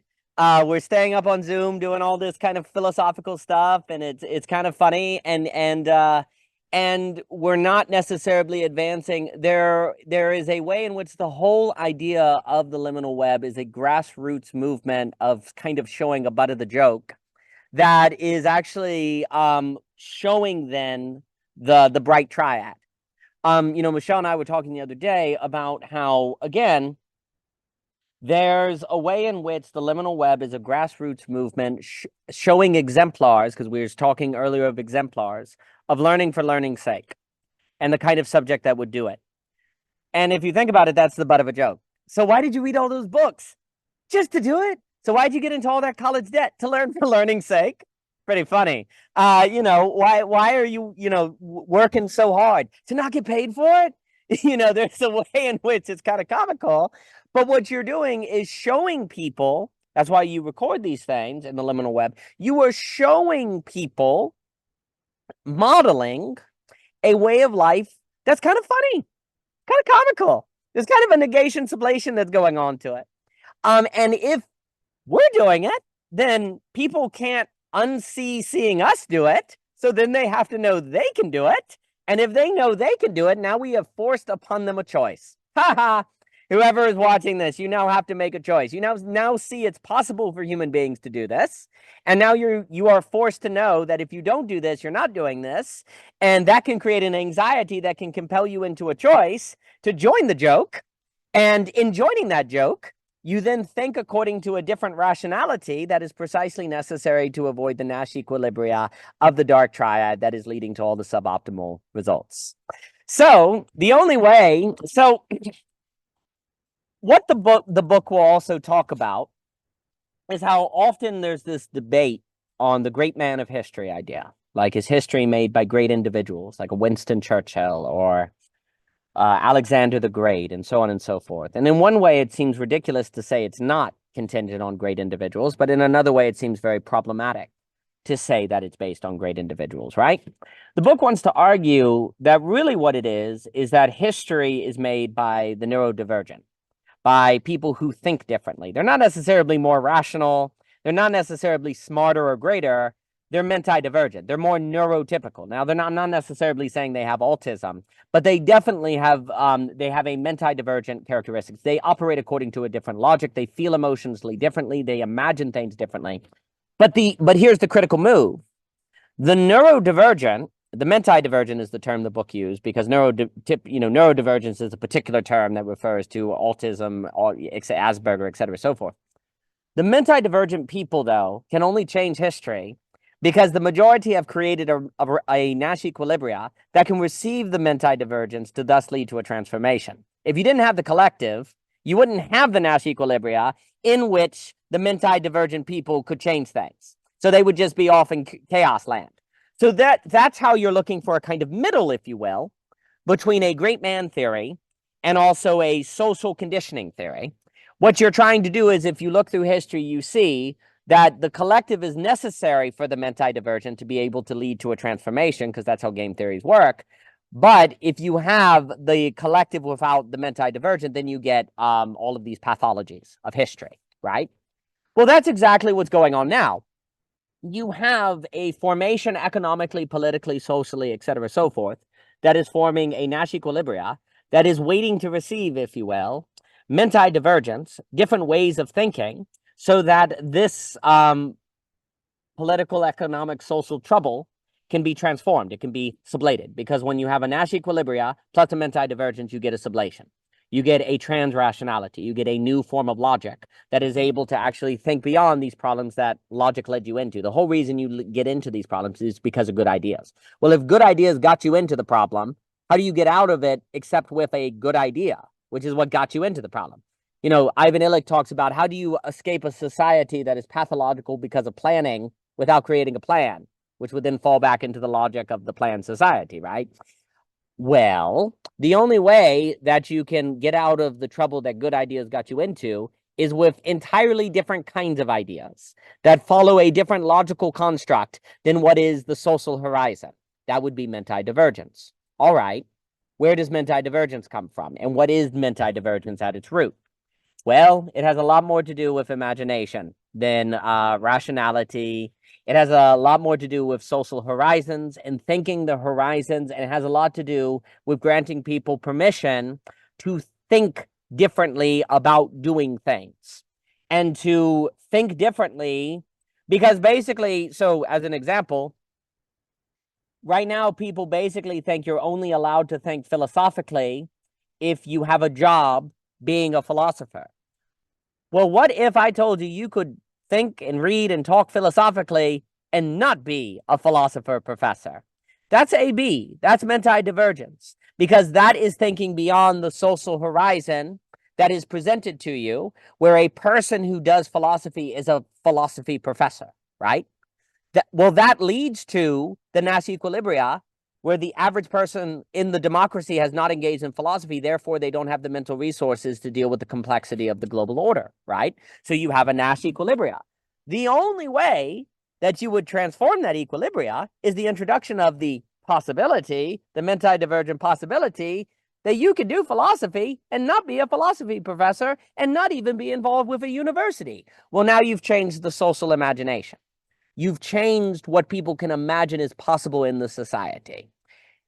And the liminal web also provides other people who will do that with you to help give you the social support and the social permission to keep doing that thing, to keep that menti-divergence as something that then becomes habitual, something you just become, and then you enter into a new kind of character that is the butt of the joke right now, because it seems kind of funny to learn for learning's sake. I mean, that's hilarious. You're learning just to do the thing that you're doing. Well, that's kind of weird. You went to college in order to just not make any money. That's nice. That's hilarious. You're spending a lot of time having conversations about philosophy that, you know, in one way, like, will this conversation change the world? No. And yet that's precisely why it can, right? Like, that's the weird, funny element that in a space like this you are engaging with, that if you record it and put it online and show people, you give permission to people to do that, which then can work to make more menti-divergence, more AB, which then changes the social imagination to make people say, you know what, I guess it is possible to live according to lack. I guess it is possible to do things that you don't know where they're going to end up. And so then the liminal web basically functions as a grassroots movement, as Michelle and I were talking about the other day, as a changing of the form of subjectivity that the average person has. And in changing the average subjectivity to be more menti-divergent, now it is possible to transform history because of the dark triad. The dark triad is suddenly turned into a good thing because it created the conditions where the menti-divergence could lead to a transformation, that if that Nash equilibria had not been there, you couldn't have done the transformation. And so that all becomes possible because of a realization of something in the past, ergo lack, that was overlooked. That in now realizing the menti-divergence is possible in that reclaiming, and then you want to do it because it is beautiful. And so, you know, Jesus says the least will be first, you know, the least will be first and the first will be least. The butt of the joke may actually be precisely, I mean, wouldn't it be hilarious if the thing that deals with all of the problems of society is precisely that which the society makes no room for? You know, philosophical discussions like this. People that are, you know, reading Hegel and different things. Like, basically, you know, there's all throughout history, what has been the thing that the people needed? The outcast, the outsider, the one that is the immigrant, the one that is rejected, the one that was least, the one that was crucified, the one that was pushed on the outside. In our society today, the outsider is the one that does things for their own sake, that engages in intrinsic motivation, that engages in long-form conversations, even if no one else understands it and they can't. The one who is willing to do things even if they cannot fully articulate why they do it. The one who is willing to do something and to pour their time and energy into something with no guarantee of being paid and without an idea of how it's going to work out. That is the outcast. That is the one of whom in the world today is the menti-divergent. They are the one who thinks differently and cannot be incorporated into the system. And it is precisely the outcast, precisely the one that is rejected, that we see time and time again in history, is precisely the one of whom those of whom did the rejecting need. And that, I think, is the science of lack in many respects. It is a rigorous study of the cause and effect that formulates time and time again, according to game theory dynamics, that lead to a rational impasse, as I call it, a Nash equilibria, a suboptimal result that can only be addressed by those of whom were cast out by those who formed the rational impasse. But those people can only then lead to the transformation because they were cast out. They had to be cast out precisely to go to the place where they could habituate and form the subjectivity that learns to stand with and comfortable and identify with that outcasting, with that rejection. Because the kind of subjectivity that can integrate with the rejection is the kind of subjectivity that is different and is able to actually introduce a bright triad. And so then the dark triad was actually a necessary function of creating the outcast class, if you will, that then in being outcast and rejected have the capacity to transform the dark triad into a bright triad, into a sublation, into something new. And thus the crucifixion of Jesus by Satan is precisely then part of the necessary function, the necessary role of bringing about the resurrection. Not because it had to be that way, that would make God dependent on Satan, but because the operations of the impotent and the weakness and the privation only make it such that it's a matter of time to where privation and weakness end up in a situation that can only be addressed by an outsider, like Jesus in that story. It's just a matter of probability that the dark triad will eventually arrive at some episode that will require some outsider to realize, not because it is necessary for the outsider, not because it's necessary for God, but because it's simply a matter of the probability of the unfolding. Because this is the problem that we're pointing at. The one who is outside, like in today's situation, we were saying this earlier with Ebert, they're content. They're happy. They have no ambition to go back into the system. They're totally cool with doing net conversations forever and it making no political difference at all, right? They don't need to go back into the system. Just like God doesn't need to go and die on the cross to be God, right? And yet precisely because he doesn't need to, that's precisely why God can die on the cross and overcome the grave, because he doesn't need to.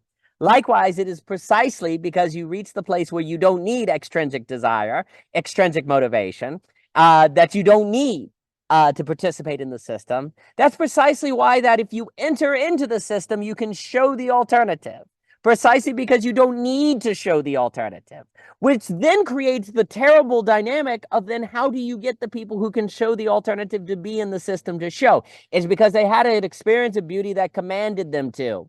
It said, you must go, even though you don't really want to or have no need to. You had a vision of beauty or something compelled you to go, and that's the story. And then the question is, why in your life did that theme hit you? Why in your life did it arise? It did somehow. At some point, there was some voice. At some point, there was some vision of beauty. There was some event, and then the theme arose, and the theme compels you then to go to the place you don't need to go, that you need to be there precisely because you don't need to go there. And thus the theme transcends that logic that is the rational impasse, that thus is menti-divergent, and thus can be the source of the transformation. Otherwise, it would not. And so we go. But Mr. Luber, please. So sorry. There was so many great things that you just said. That was great. A lot to respond to, and so the dark triad, like just so we're on the same page, I think we are. The dark triad could be seen as like the negators, and the light triad would see the sublators. Let's say. Yes, So, I mean, the dark triad is a term they'll use like how the system incentivizes sociopathy, lying, deceit, manipulation. Right. And if you're really good at those things, you become a CEO or president. Okay. Okay. So there's two ways I'm looking at this. It's like that person or so in a certain so the butt of the joke, like to put it in perspective with the example of the group, the person that's the butt of the joke wouldn't necessarily be, they would be the sublator actually, not the negator. Well, this is the weird thing because sublation always also entails a negation sublation, where So negation, the same person. Here's the weird, well, this is why the least will be first, and Jesus looks like the criminal, and he's the one who looks like Satan. Like when he appears, he's, freaking breaking all the laws. He's Satan. This is the weird thing. Negation without sublation is what I call self-effacement. You then end up in self-effacement. But negation that sublates then is sublation. Like then it has this transformative element. I actually think, honestly, that in Hegel, the word negation is used in multiple senses. And there's one way in which when he talks about negation, he actually means something more like self-effacement or effacement. And another way, negation is the first step of the sublation. Like you negate the old and pull it into the new. But you can put it this way. The negation is coming either by the dark triad or the sublation. And if it comes without the sublation, it's going to be an effacement, not a sublation. Does that make sense? Because that's a tricky move in Hegel. No, absolutely. I understand. I understand it. It's like the story turned, the cause are just in the inciting incident. Yeah, it's inciting because it reveals itself in a certain sense. Like, and then okay, so, but the show, the full showing of it would be the reveal of the sublation. Yeah, essentially. with the example, because like I'm really trying to think about it from like I'm really trying to understand the economic sociological perspective of it. If a friend group and like I know it's like reducing the complexities of a society per se to a friend group. So let's say you have a friend group, and if it sounds like the person that's the butt of the joke at the same time is the sublater, or is it possible to see it as like there's another aspect of the group outside of the person who's the butt of the joke, or let's just say the athlete, someone who like wins all the time in the sports, like he's the best sports player of the group. Like I would say that in a certain sense is also equivalent to the butt of the joke person. So in a certain sense, are we equivalent to like? And feel free to cut me off whenever, but like. Are we equivalent to the CEOs in a certain sense, like in terms of being a negator, or Well, it's a good. I'll just note. No, it's a great Mhm. question because there's a way in which don't we kind of are doing our own thing and we own our own business and we own our own research and work and like the net. There is a funny like you own what you're doing. So there's something like the CEO, but it's a sublation of the CEO because it's a new way of doing that kind of role. Like if you do the net, there's a way in which you're making the space, that you own the space, you are part of the space, you're a key operator of the space. But the society doesn't think the net makes you any money, and why are you even doing that? That's kind of dumb, right? And yet it's precisely in being the quote-unquote CEO or really important employee in a space that is on the outside and irrelevant that unlocks the sublative potential. Whereas in a way, like that's the funny thing, the sublator doesn't, there's a way in which they have a power of the CEO, but precisely because they don't think about it. They don't even think about the fact that they've like given themselves a PhD level of education. They don't even think about it. That's why they're a sublater. They're self-forgetful. That's why they don't operate according to the dark triad, because they're not thinking about themselves. Like the dark triad would, that the whole idea is they're very self-focused. There's no self-forgetfulness at all. And they use the dark triad to then get these positions of power or influence or to get the PhD. Whereas the negate, like the sublater, does it as well, but doesn't think about the fact that they're doing it, and that's why it's menti-divergent, and that's why it's kind of comical. Don't you know you did all of that? Because like if you think about it, like a lot of times in these communities, you're like, oh my gosh, why are we even here? What are we even doing?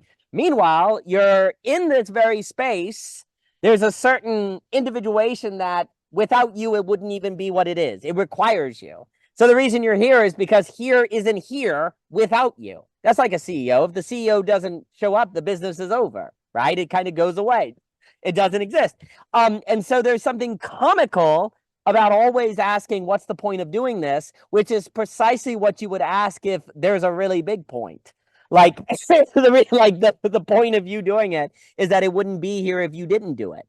Like that question. You just described a new value. Sorry. You just described a new value, a new way of economics to me. Yes. So now I'm just thinking about it's internal coordination of value versus supply demand side coordination. What Anthony Morley and I will talk about is we're talking about this is economics. If you take you're exactly right, because what you're doing is an internal coordination of value that is actually working on intrinsic coordination as opposed to extrinsic.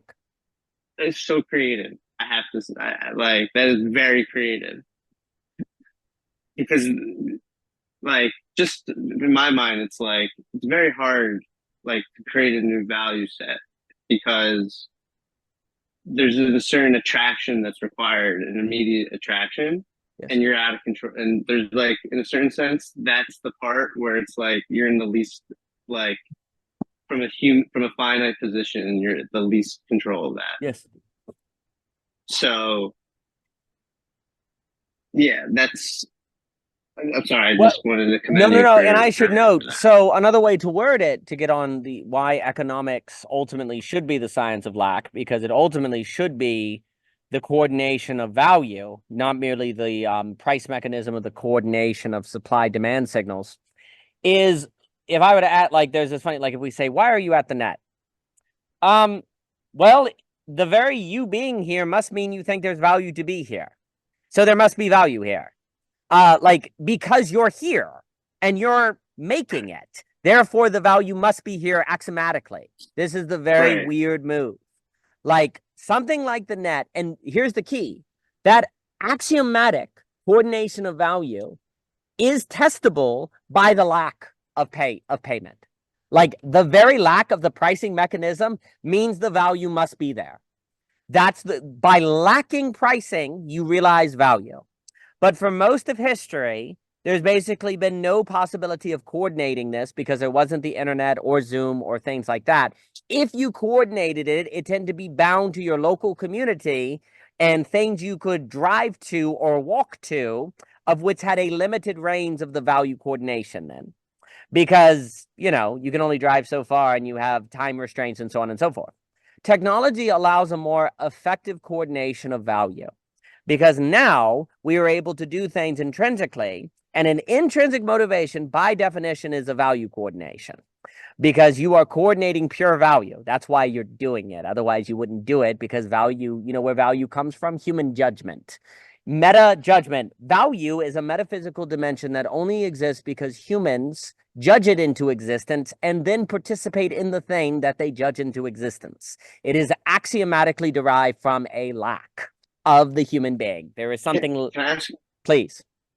Sorry. Because in a certain sense, what you're describing is different than intentionalism. Yes, absolutely. So I'm just having a hard time describing the distinction because, like, just like first glance of the concept, it's negative. What you're describing, it doesn't seem that way. So I guess I'm wondering why. I know you have to. I know you have jury duty, so cap it whenever. But this is, yeah. Those are just like questions. If you hang up, I'm just gonna be stuck with basically. So what ends up happening is the dynamic of attentionalism arises precisely in the condition of the possibility of cultivating awareness. And awareness, which is focus, you can think of McGillicuddy, Ivan Illich, Simone Weil. Awareness is the generation of value that precisely because we can gain attention, we can short circuit the mechanism of awareness from creating value to turning awareness into attention, which is a new commodity form. So it is precisely, the problem is right now, the very technology that allows the turning of attention into commodity is the very technology that allows the possibility of the cultivation of awareness, which is the awareness of the existence of communities that create intrinsic motivation and value like the net or the liminal web. You are aware of the net, aren't you? You're aware of it. And when you come here, you bring your awareness so you can participate in it. And you're aware of what other people say so that you can contribute in a constructive manner and generate value. The net is, you're only here because you're aware of the net. While you're at the net, you are aware of the other people. And you are also training your own awareness of how to think and what you think and new ways to think. You are undergoing a gymnasium of awareness that you are indeed creating content as you do it. Thus, it's in the attentional economy, but you forget. You forget you're creating attentionalism. You forget that you're creating a commodity form. And in that very forgetfulness, there's only one way you can get self-forgetfulness, is because you're captivated by something, which means there is something outside of you that is drawing your attention out, drawing it into the sublation of awareness, which would be that thing that is lacking, ergo beauty. Self-forgetfulness occurs, that kind of dialogos, time speeds up, all the stuff of Vaki, flow, etc., so forth. That stuff occurs precisely because there is something that is here and not here at the same time, that is cultivating your awareness. Ergo, there's something lacking, a present absence. It's not nothing, and yet it's also not a crude something. It's here and not here. And because that lack is here, you are able to train your awareness. And the reason that lack is here is because you brought awareness here. So awareness makes the lack appear. And also the only way to keep lack in focus is to keep your awareness there, because otherwise it disappears, right? Lack's gone. Like, you know, you can only tell a story nobody has written is if you keep it in mind. You have to maintain your awareness. This is where the phenomenology of the artist is so helpful, right? But the very mechanisms that can create the environments and incubations in which awareness can be trained. And by the way, if awareness can be trained, awareness of lack can be better sustained.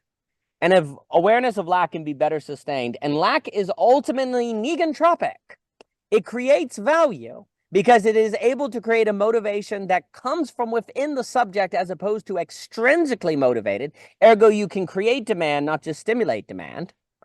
Well, then this is a coordination of value without which the economy is not possible.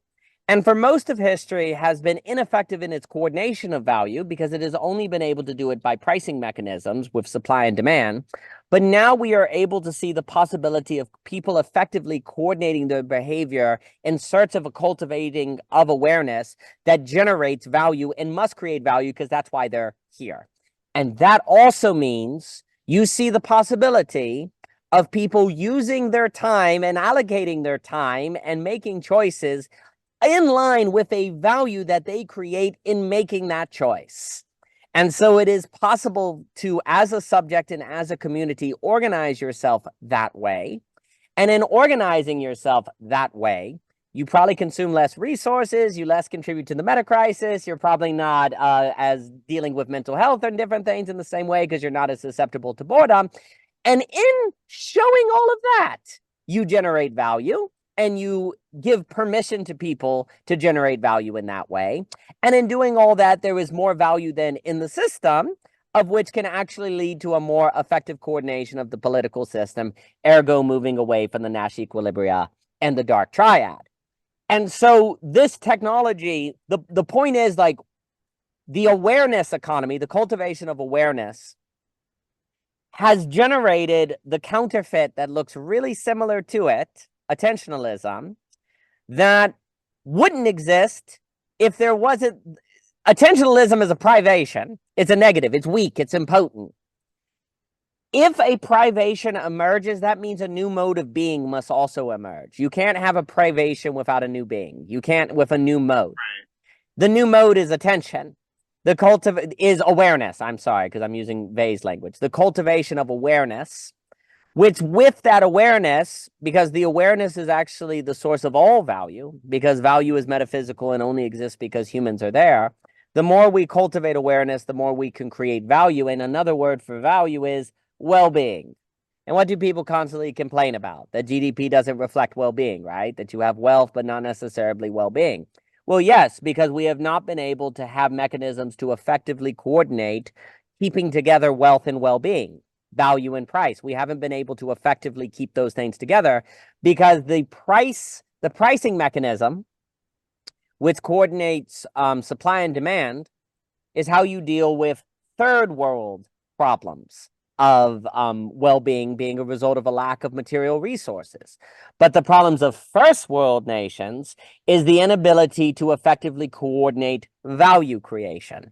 And that is absolutely tied to the subject's relation to lack, which means they need to have technologies that allowed them to gather around a clearing per se of lack so that they can generate value, which generates creativity, which generates new motivations, thus creates a new mode of subjectivity, thus creates a new menti divergence that can thus overcome the Nash equilibria of the dark triad and so on and so forth. But I saw you raise your finger, Mr. Luber. I totally understand what you're saying, but I want to just ask a question in Please. terms of, so you can associate cognition with the word awareness. For some reason, like cognition has to do more with like the immediacy of what's happening right in front of you, and awareness has to do with just making me think I'm misunderstanding Dasein in terms of associating with cognition, and it should be more associated with awareness. Well, okay. So sorry, like please. awareness is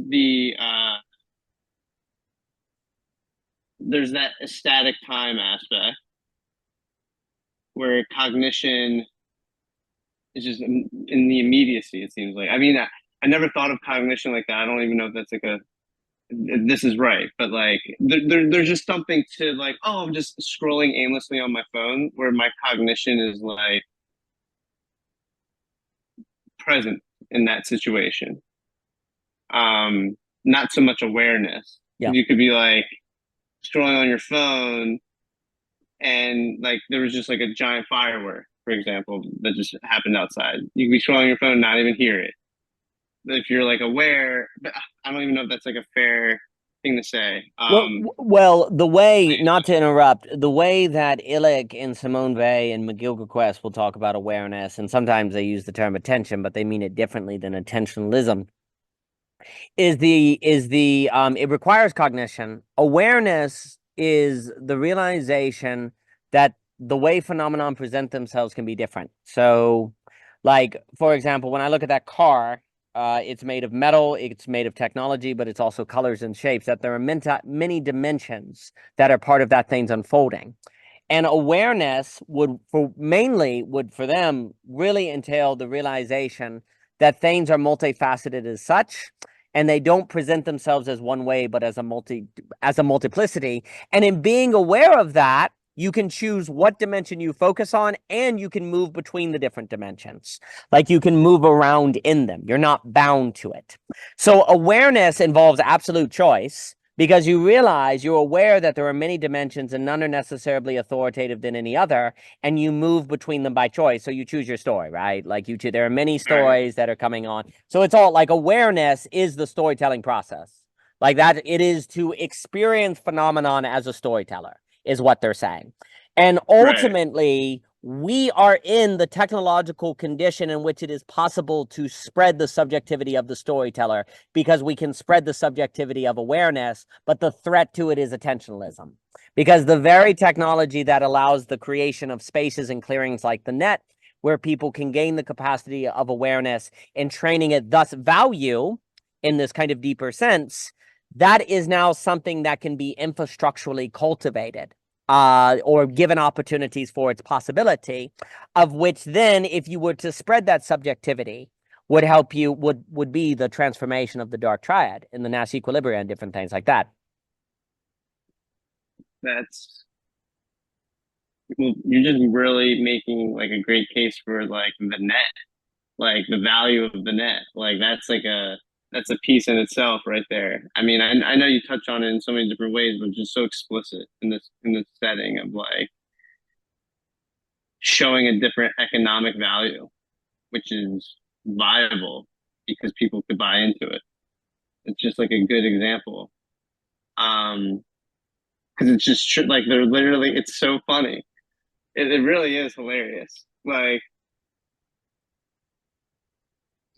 it's so when people are like when you're like saying philosophy is tragic, or like life is tragic, that sentiment, like in a certain sense, like you're describing a comedy, and we've discussed like privately, like, you know, comedies, tragedies. Like, I guess it's just making me think, and this just goes toward the, like, this is a crude way of putting it, the sellability of this mode. Yes. Because that's really the like most important thing. Like, now that it's like, for me at least, like it reveals itself, and then it's like you just outlined how you could sell it essentially. So I'm just wondering, like, that sounds not tragic, but it's also describing the movement of tragedy. So I'm not sure. So I don't know. It's just confusing me. Yeah, well, it is confusing. I mean, it's confusing to think that God can die, or Jesus dying on the cross is the great victory, that the great tragedy is the moment of the great beauty, that beauty bleeds, and things of this nature, and so on and so forth. Like, there is something about the tragedy that has to be seen very clearly for the menti-divergence to come forth. There's no beauty without tragedy. Tragedy is precisely what you squarely face here so that you can get at the cause or a comedy. Like, we are in a tragedy. Life is tragic, but that doesn't mean it has to end as one. It doesn't have to end as a tragedy. It's a tragedy right now, but at the causal of AI, with the absolute choice, with using these technologies, it can be the commedia. It can be beautiful. But that beauty turns out to entail within it the human effigy, as Dante puts it. That beauty, it turns out beauty is tragedy. Beauty is the cross. Beauty is the dying God, of whom in that dying then makes a path to new life.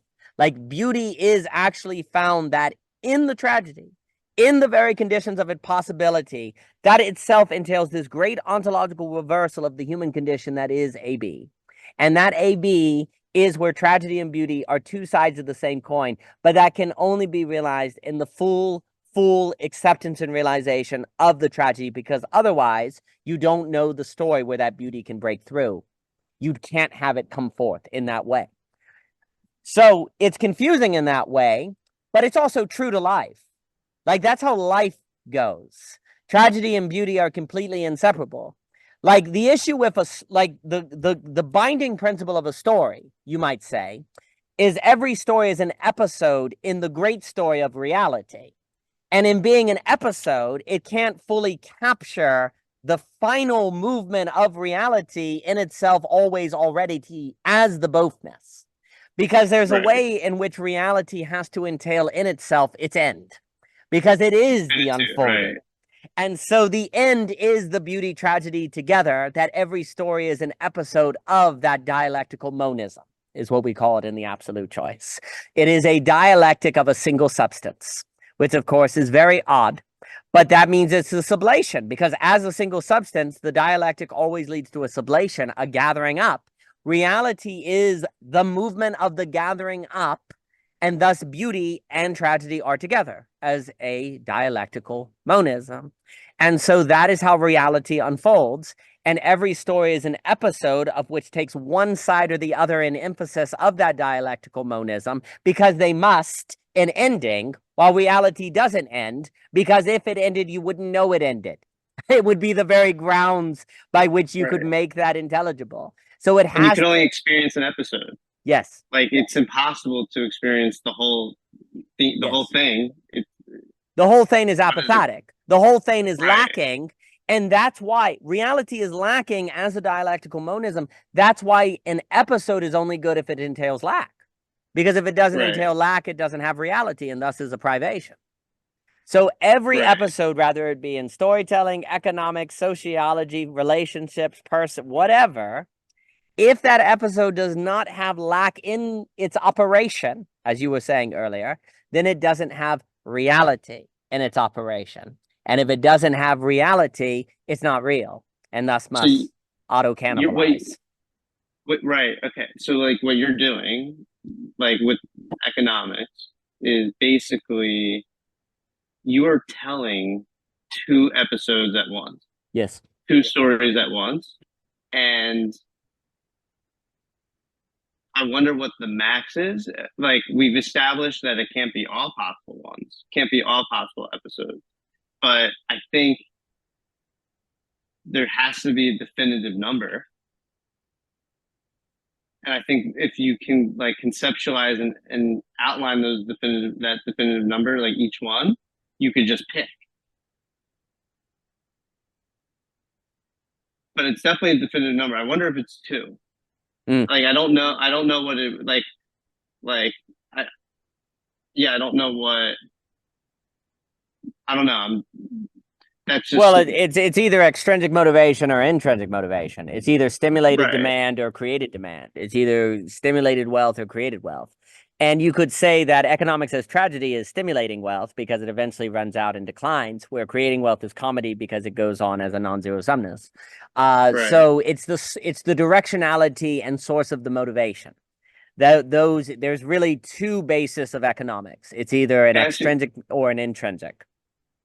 Right. It's so maybe like in the process of becoming, as the finite moves to the infinite, let's say, if that is the process of becoming, let's say we were at a point in human time, that it was only, one visible mode.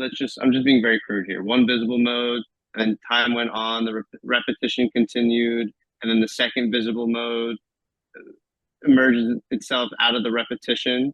And then maybe we're at that second mode. And then as repetition keeps occurring, like there could be a third mode, meaning a person that can see 3 stories at once and tell them at once, 3 episodes at once, and then so on and so forth. That is what you're making me think right now. That would have to be, in my opinion, that would have to be the social order that is able to hold together the intrinsically motivated to stimulate one another externally into the internal motivation. Like that is actually going to be kind of a lot of the governing structure of a capitalism that was sublated into an intrinsic motivation and that coordination. And the politicians and the leaders would have to be able to see all of those in operations while doing it themselves, which, of course, would require a whole lot of self-forgetfulness, a whole lot of seeing exemplars of people that can do that kind of thing, which hopefully things like the liminal web or the net and so on can show. And to the point also on the net, as emphasized, the net is supposed to show a intrinsic value coordination and I should go as well, because I do hear I have to get up in the morning.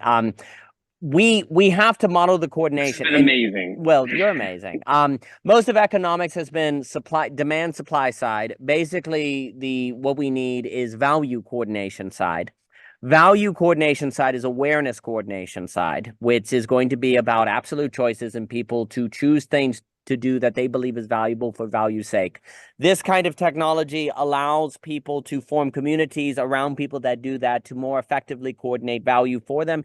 And in so doing it, you're actually going to get a more efficient pricing and supply mechanism, because it won't have to coordinate trying to create value where it can't, because people need to coordinate it for themselves. Like basically right now, there's a whole lot of people that need to coordinate value for intrinsic motivation and joining communities like this and doing what we're doing here, who, in not knowing that and not having those resources available to them, are turning to the economy to help them effectively coordinate their internal value. And they are doing it with dopamine, with scrolling through Instagram, with status and different things. But that is an ineffective way to coordinate your internal coordination. So as a result, they are getting bad results, which look like mental health problems and depression and anxiety. So what we are seeing is a socioeconomic system that cannot effectively coordinate people internally or intrinsically or according to people's values, because mental health problems are a result of an inability to find value, of course. Or, if we're to like depression or even like things like schizophrenia, you're not able to stabilize an identity. Now, I know there are forms of this that are, of course, as a result of biological deficiencies, neurological. So we're not talking about that kind of mental health. But if we're talking about the characteristic, too many drugs, and that's a thing. That's a thing. That's a different matter. But if we're talking about the general depression of first world nations, that is a product of ineffective value coordination, because and what we've tried to do is coordinate that in a better way with supply and demand, and you cannot do that. But the way you coordinate value is outside the logic of supply and demand in the market, of which you're made to feel like a deviant if you operate outside of. So that creates a blockade from people engaging in activities that would help them better coordinate their intrinsic value and their intrinsic value systems, right? Well, that means people need exemplars and systems that give them permission to work outside the logic of capital so that they can better coordinate their value. Well, that's what we hope to do on the Liminal Web as a grassroots movement, giving permission and exemplars and showing people that it's okay to do those things, because not only is it okay, it is the necessary dimension and coordinating mechanism of a more in a first world nation, without which the first world nation will simply dissolve further into dark triads and self-effacements and these forms of depression that are inefficient for coordination. And economics should be the science of lack, in that it should be the science of the cause and effect for the coordination of value. And that's what we are talking about and looking at to do here. So, Mr. Luber, thank you for your time, sir. I've enjoyed it.